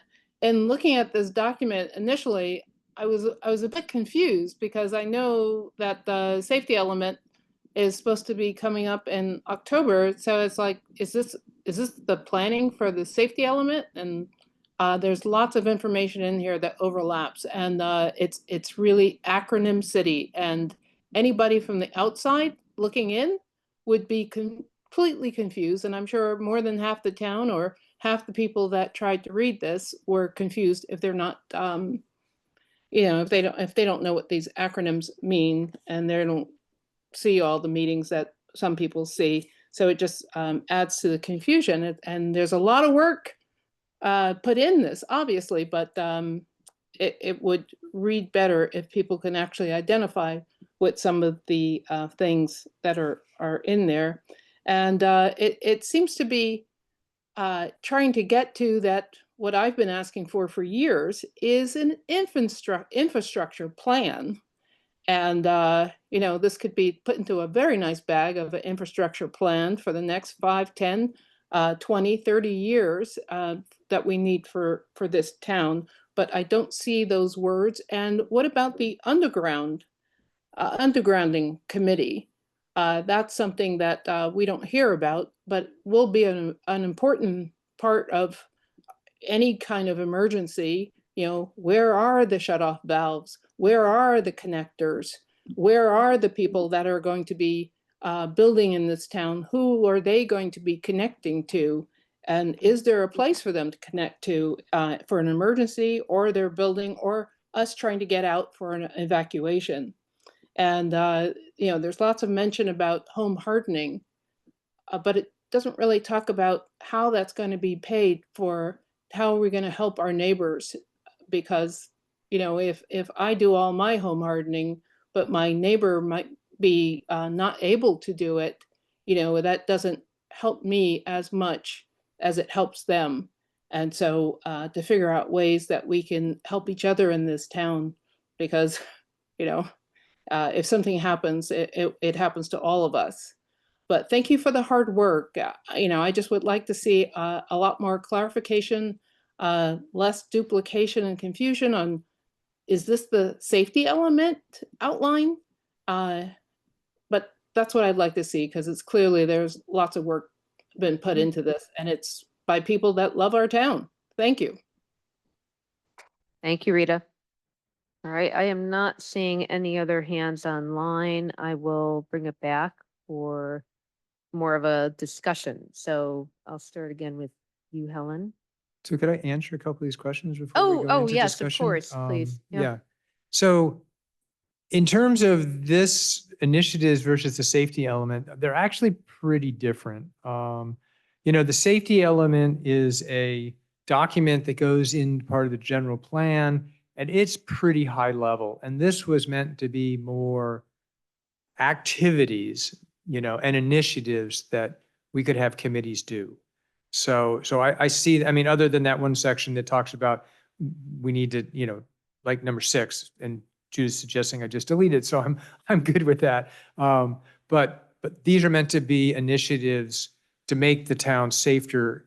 The safety element is a broader document saying that, the town's going to have building standards and things like that. So the next one is, I think Nan's question. I parsed, and I definitely hear her comment. I parsed number 1 a little differently. Now my thing's going completely wild. Yeah.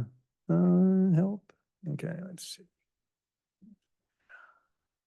I'm on a different okay, sorry. Okay. It's page 37. Yeah, no, I'm just hang on, I'll get back to it. It just disappeared. Okay. So on number 1, be ready for wildfires with community alerts, but I think evacuation routes apply to earthquakes as well. And maybe community alerts do it too. So I would certainly welcome working with geologic safety and up in the colleagues memo, definitely geologic safety is one of the safety committees and listed. And I think the important thing again is, because this is meant to be initiatives, one of the things that's going to be helpful coming out of geologic survey is, what are some initiatives? So maybe this identifying neighborhood hazards, that might be an example of one. So those were just a couple of comments. And then the acronyms, certainly I can go through and spell out the acronyms. And I think, Judith, that was kind of your point too, is some of the acronyms, but more than that, maybe explain, beyond listing what it is, like actually say a little bit more. Yeah, a little descriptive to go with it. And then the Alpine corridor and the stoplights and stuff, like I said, I think that's going to be a council. If we have that seems like that belongs there. Okay. Okay, Helen. Thanks. So again, thank you for everything you've done. A couple of comments.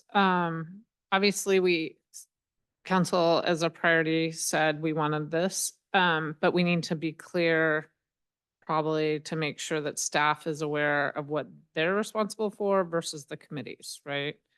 So I think that's important. In terms of evacuation, also routes, the county is working countywide on evacuation routes.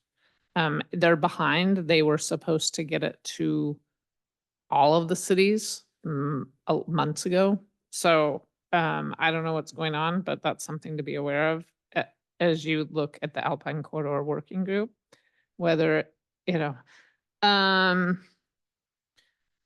and to people's comment about acronyms, holy moly, yeah, it's hard. All of the emergency response stuff has so many acronyms. Firewise communities, my comment was we have very good coverage, but there are 3 neighborhoods that I would love council to draw attention to try to find people. One of them is like the Willowbrook, that neighborhood over between Corte Madera and Willowbrook. And then there are 2 over on Westridge. So it'd be good, not just public acknowledgement of when they do it, but actually outreach, trying to trying to find people through our personal networks that could help activate Firewise communities. Did I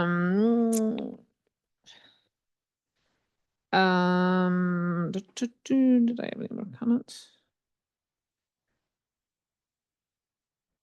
I just respond to that one. I mean, under 4B, it's engage WPC. Yeah, but hoping what I'm saying Yeah. is like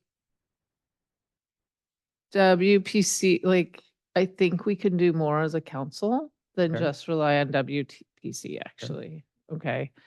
And I love WPC, right? Like, and I appreciate them, but I think like we're,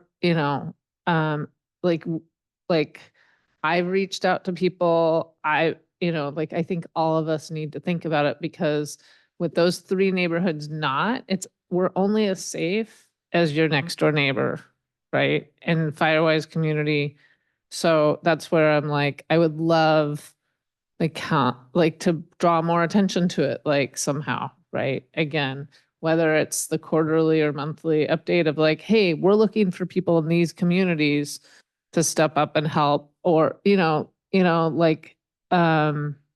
I hear you. I'm trying to understand, like, is this a council goal or is this staff? I'm trying to figure out who's going to do this work. Like, that's what I tried to be Right. careful here and give it to a committee so that I had somebody I could go to and say, hey, we talked about this. What's happening? Like, right. so are we just saying council what I'm members do saying this, is or I've been what? talking to like MJ Lee, Yeah. right? Like we've been trying to find people to help with Firewise. Yeah. We haven't made any progress. So what I'm saying is, like, as a council, do we ask staff to help? Do we reach out on our personal networks and, Yep. or do we use the forum somehow to do like a special, like, we need people to step up in these 3 neighborhoods, like somehow I think for the safety within town, by missing 3 3 neighborhoods, we have gaps in our safety network. So that's a comment. I don't, right? My solutions, I like the idea of using like the PB forum for a special like outreach email or something. But anyway, it would be a good conversation for further discussion, I think. So, okay. And the last one, just my comment. I didn't mean to be negative about the microgrid. I just know, the one I'm working on in Half Moon Bay, it's a 10 to 15 year effort for and $10 million. So it's great to have it on a wish list. But I think like long-term, like extra long-term, because of the cost. I love microgrids. I would love to get one. I'm like, ooh. So thank you. As the time and resources allow, might be 10 years. So, Right. Yeah. So thank you. Mary? Well, I think Craig has a pretty good handle on what's been done in emergency preparedness in general. And I think congratulations on putting that knowledge to work.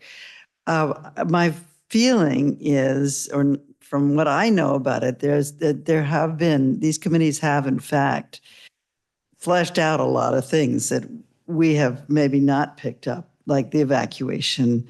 They think they're done, and yet they feel stymied. It doesn't actually come through. It doesn't get through. And so I think the role of the council should be facilitating their efforts. That's one of the things I'm sort of not seeing in here. It's more like, why aren't you doing this? Instead, it's saying, oh, you were almost done with the evacuation. We're ready to receive it. Because last time they came with the evacuation, we told them, not good enough. Well, maybe it was good enough, at least acknowledge that the work had been done. So I'm feeling a need to, and the Geologic Safety Committee is always trying to bring this forward and feeling it's not sort of getting it. So the part that you're saying, which is that the council needs to, maybe we should just right here and now say, we have great committees that are working hard on emergency preparedness. And yes, it's a great idea to coordinate them. And yes, it's a great idea to publicize their hard work. And yes, this committee is ready to do that. That would be my advice as a tone change, maybe. As opposed to, okay, you do this, you do that, you do this. Because they're ready to go and they feel like they get these projects done and then they don't get carried forward. Yeah, and again, so I hear you. I think the goal of this was to sort of be the framework that they could feel like, oh, okay, this thing we're working on, I see it fits here. Yeah, Yeah, exactly, okay, yeah. exactly. And making sure that that's the tone when it moves forward to the committees. Okay. Rebecca or Craig, do you have more commentary? It's for you. Okay. I do. I forgot one. I do Yeah, have go one ahead. more. The Title 24, explore adopting passive house standard as an alternative standard. That's a statewide, and we need Title 24, right? So there is the bill in the House or in the legislature that is got to be out of, it might be passed. So it is still alive. The bill is still alive, so it might be added to Title 24. We cannot do anything locally about, we can do sometimes you can do things around somewhat reach codes, kind of limited right now, but Title 24 is there's not for state reasons, that's state law. So I just wanted to it as an alternative, we could do it in addition, but there is a state bill dealing with that. So that's another comment. We didn't put in all those details, but that was based on the fact that there is this bill that's going through the legislature that would enable it to be an alternative. It's not it's much more difficult to get through on a passive house standard than it is to get through Title 24. So it's not making it easier. Right. It's much more complex, but yeah, we could provide more context in terms of linking it to that particular bill. Sorry, and I was reading it that you were doing it as to completely get rid of alternative to, that's where I was like, I don't think legally we can do that. So maybe I misunderstood that, but it does look like, looking at this bill, it looks like it might it might be implemented actually and passed. So we'll see if it gets chartered. Sorry, thanks. That's my last one. Fine. Okay. Well, it is clear that our council experts on safety have done a lot of work on this and have a lot of depth in this area. So it is important to me and to everyone, I think, in town. Safety is one of our top priorities as a concept. So, conceptually, I applaud the attempt to organize the concepts into more granular buckets. And that's kind of how I conceptually view this. So all of that is helpful. And I'm sure once I learn more about what each of these items is, I will be more educated, B, more able to talk to the public about what these initiatives are and why they're important.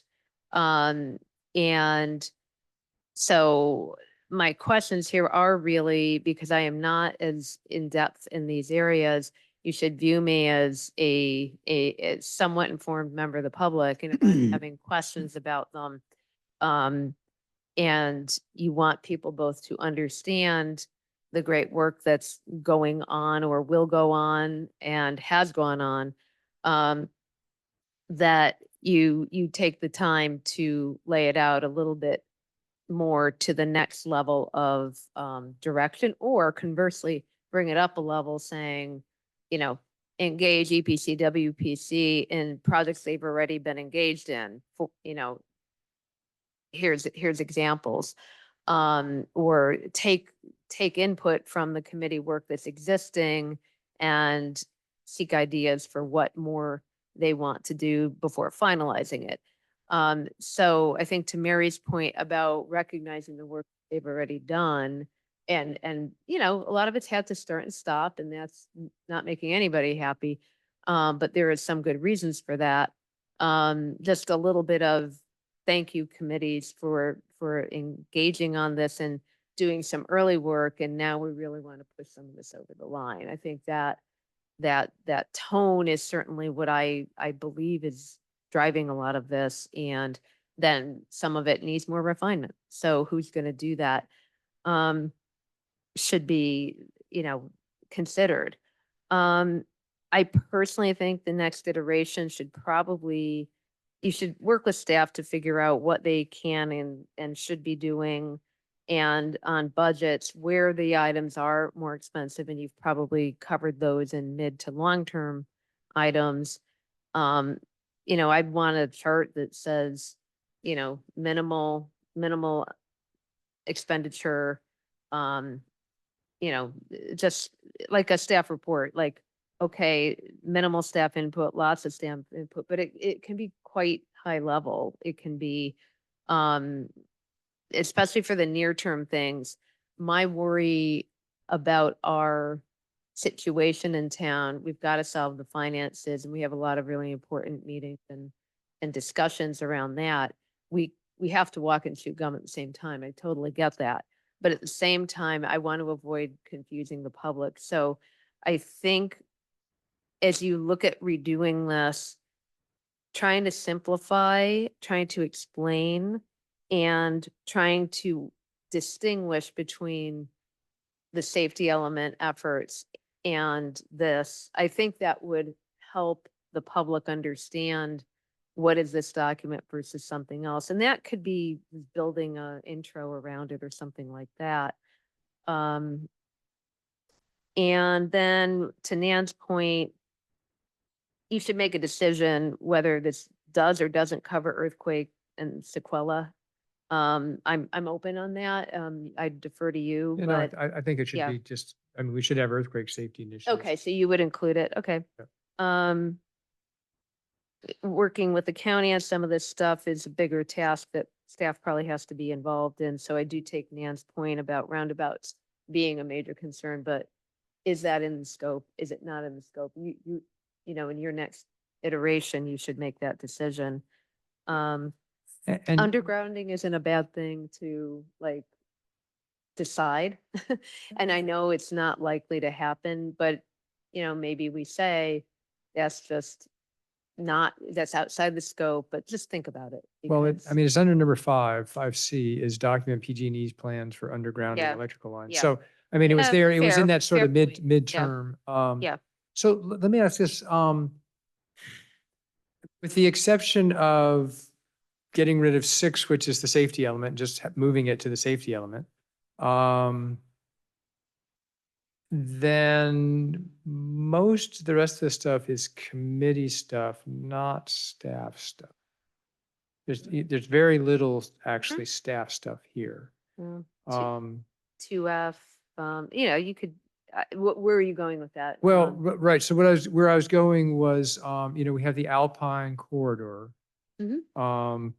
But I really think that's a council goal. I mean, I just Yeah. was trying to, again, list initiatives that we should be thinking about, but not that the subcommittee is responsible for driving all these initiatives. I mean, my goal for the subcommittee was to say, great, here's a list. Let's go talk to all the committees. If they're willing to take them, we can just document. Coordinate, document. Yeah, we can document, okay, EPC's doing these Yeah. things, WPC's doing these things, so Mhm. like safety's doing these things. Yeah.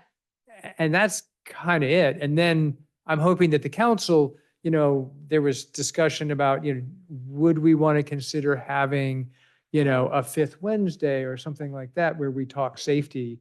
You know, we used to have those. Yeah.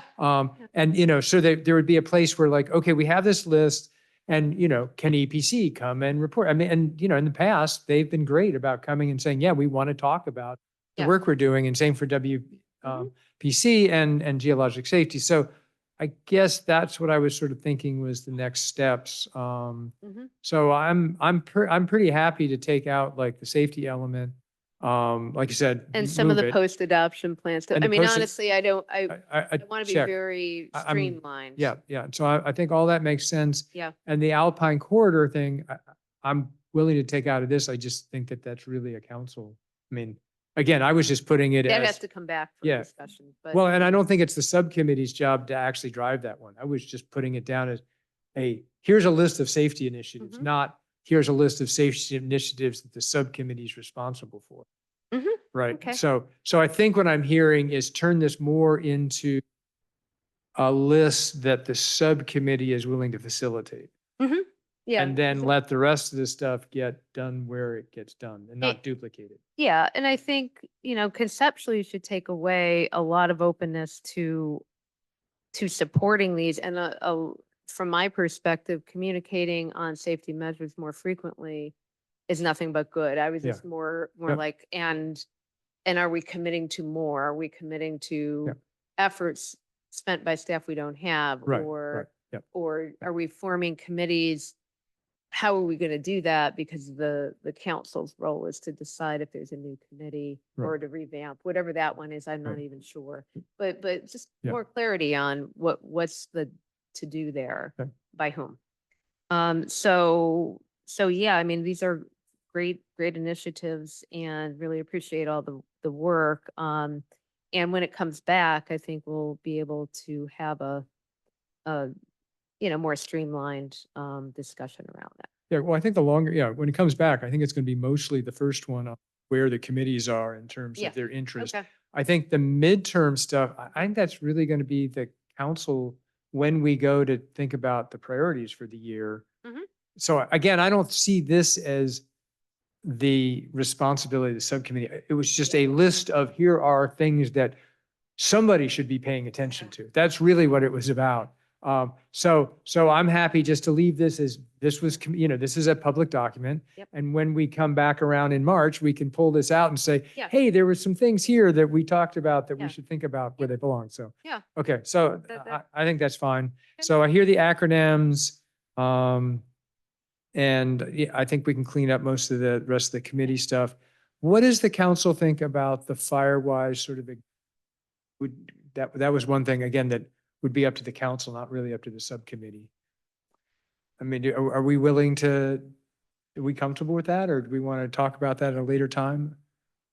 That was more just an acknowledgement, right? It wasn't, we, the council, aren't going Do to we do. not have things like that on our website? Like there's no recitation of that?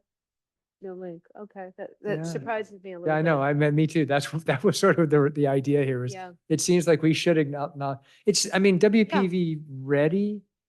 There's one guy on that who has been pretty instrumental Okay. in pushing people forward. Okay. And so they've been kind of doing it, but I think that we realize that as a town, we really should take some ownership of it. That's why I think it makes sense for WPC to sort of track it, because WPC can report back to the council.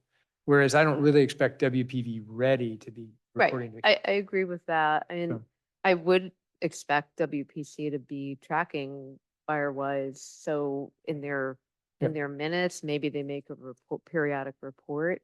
Yeah, great. I assume that was partially being undertaken. Well, it will It's be. not. Yeah, it has. Yeah, exactly. That was what we were trying to get to. So, okay, great. That's Yeah. super helpful. Yep. Thanks for the feedback. Yeah. And thank you for putting that together. Now Rebecca, we're, you got more, any comments you want to make? Oh, Or sorry, Just, yeah. sorry, because I've been doing most of the talking. I apologize. please. Your mic's off. by the way. I guess it's just, I guess I find myself frustrated. I think that would be the end. I feel like the comments are great. They're helpful for this document, but it's been 7 months. I actually submitted back in, I think it was November, December of last year, 2 memos, colleagues' memos to consider exactly all this stuff, to put in place a list of things that the town needed to have on their radar.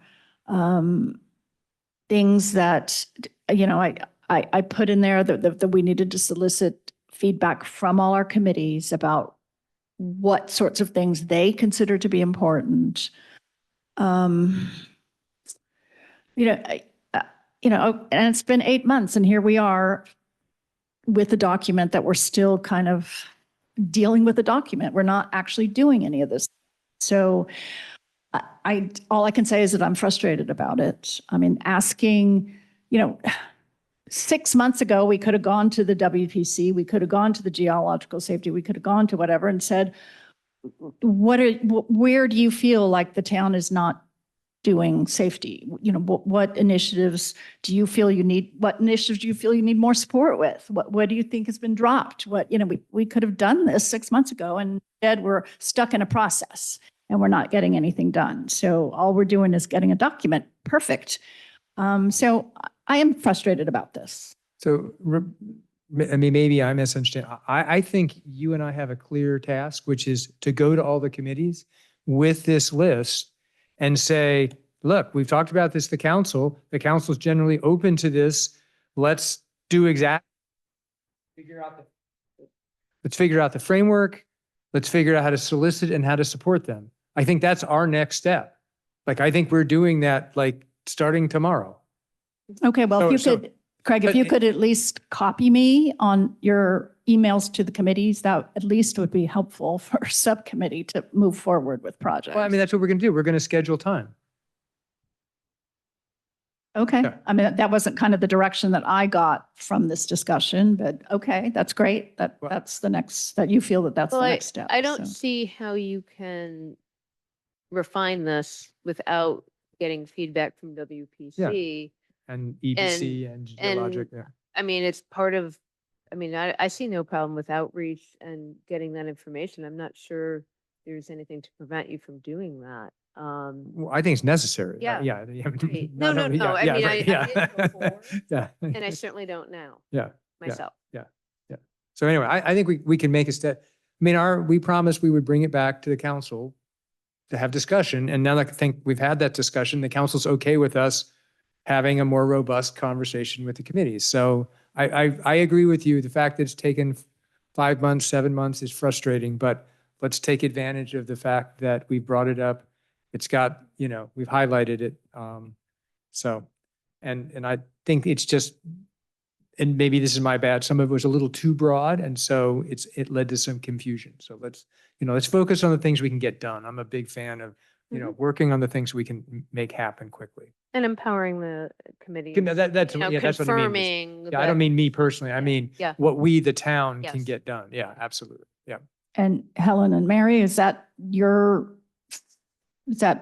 kind of how you feel the discussion went? That our next steps would be for us the subcommittee to go and speak to the committee, kind of flesh out better the list of initiatives that are possible? My thought, first of all, I hear your frustration about this. The Geologic Safety Committee has been sort of my baby, and I've had any number of times I've made colleague memos, et cetera, to try and bring forward their things that got didn't even reach past the town manager.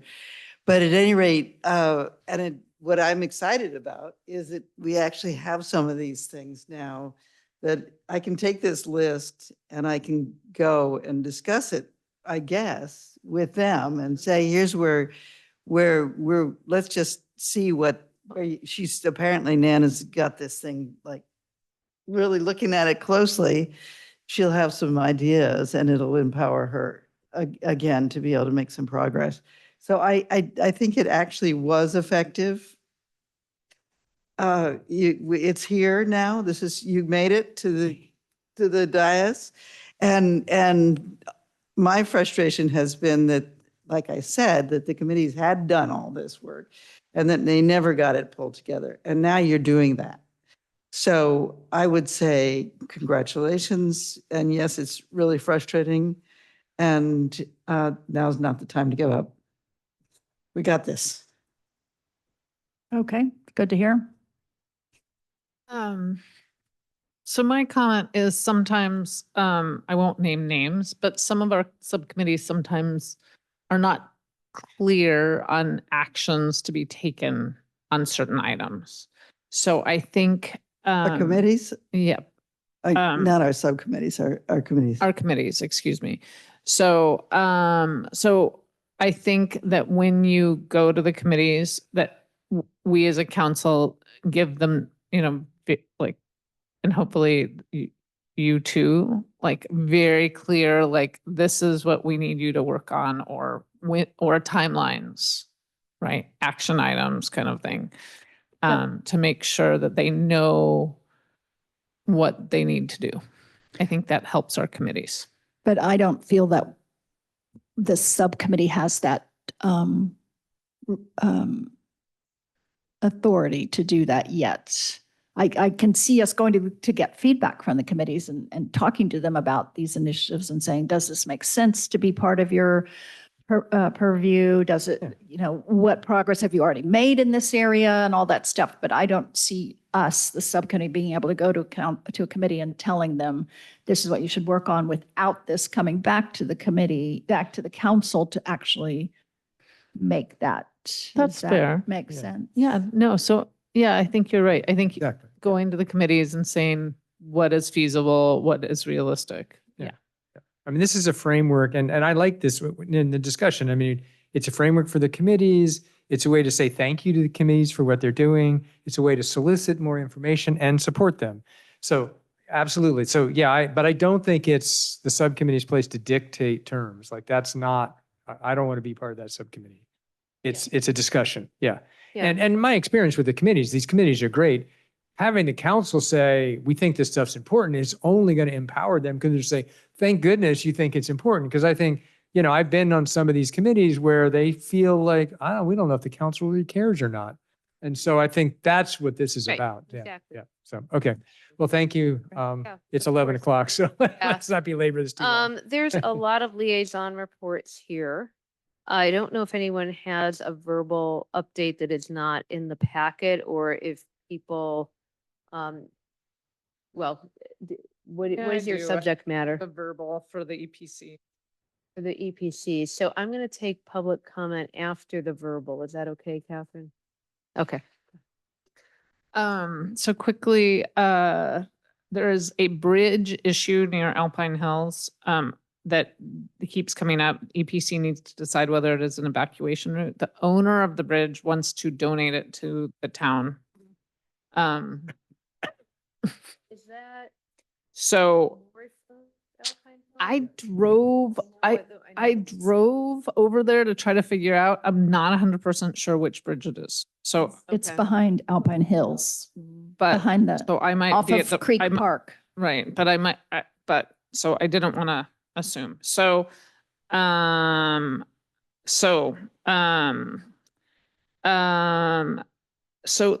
Darcy, you might want to speak to this. About the safety element. I know that was a topic earlier. Apparently, Darcy, you're working on combining the multiple versions.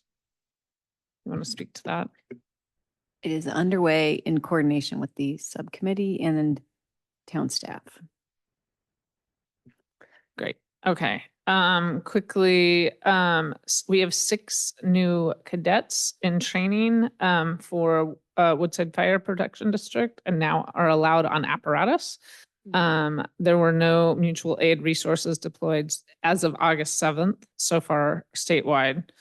There is a defensible space assessor position up that they're trying to hire for, and they're trying to get people in the communities to do, to hire someone to then work with people to help the community-wide defensible space assessor. And then in the N5 sensors, there's a lot of new technologies. Sensors are picking up fireplaces from cabins with smoke and car fires, but meanwhile, nearby sensors are not going off when they should be. So the technology is not working that well. And that's my report. Anyone else have a verbal report? No? All right, I'm going to open it up if anyone's online with any public comments on the liaison reports. I'm not seeing any hands raised, so coming back. I only just had a question. There's the members of the town council, Cal Cities liaison. Yeah, I was going to ask that. Who are the? Yeah. So you need to put your name on I that. got it. I got it. I woke up in the middle and I said, I didn't put my name on any of those. No, you didn't. Oh. I So guess. I those guess are all mine. Yeah, I Those guess are it was all mine. the yes. nameless reporter. Yeah. I am. The liaison to this committee. I was like, You can look it up. Look it Must up. be Mary, yeah.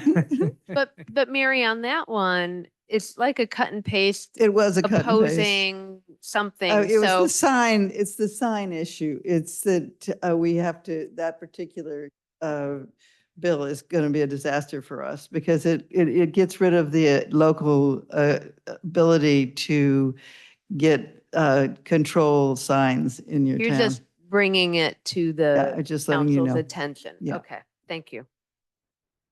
Okay. Motion to adjourn. So moved. And I second it. We are adjourned. Yeah. Thank you, everybody. all. Long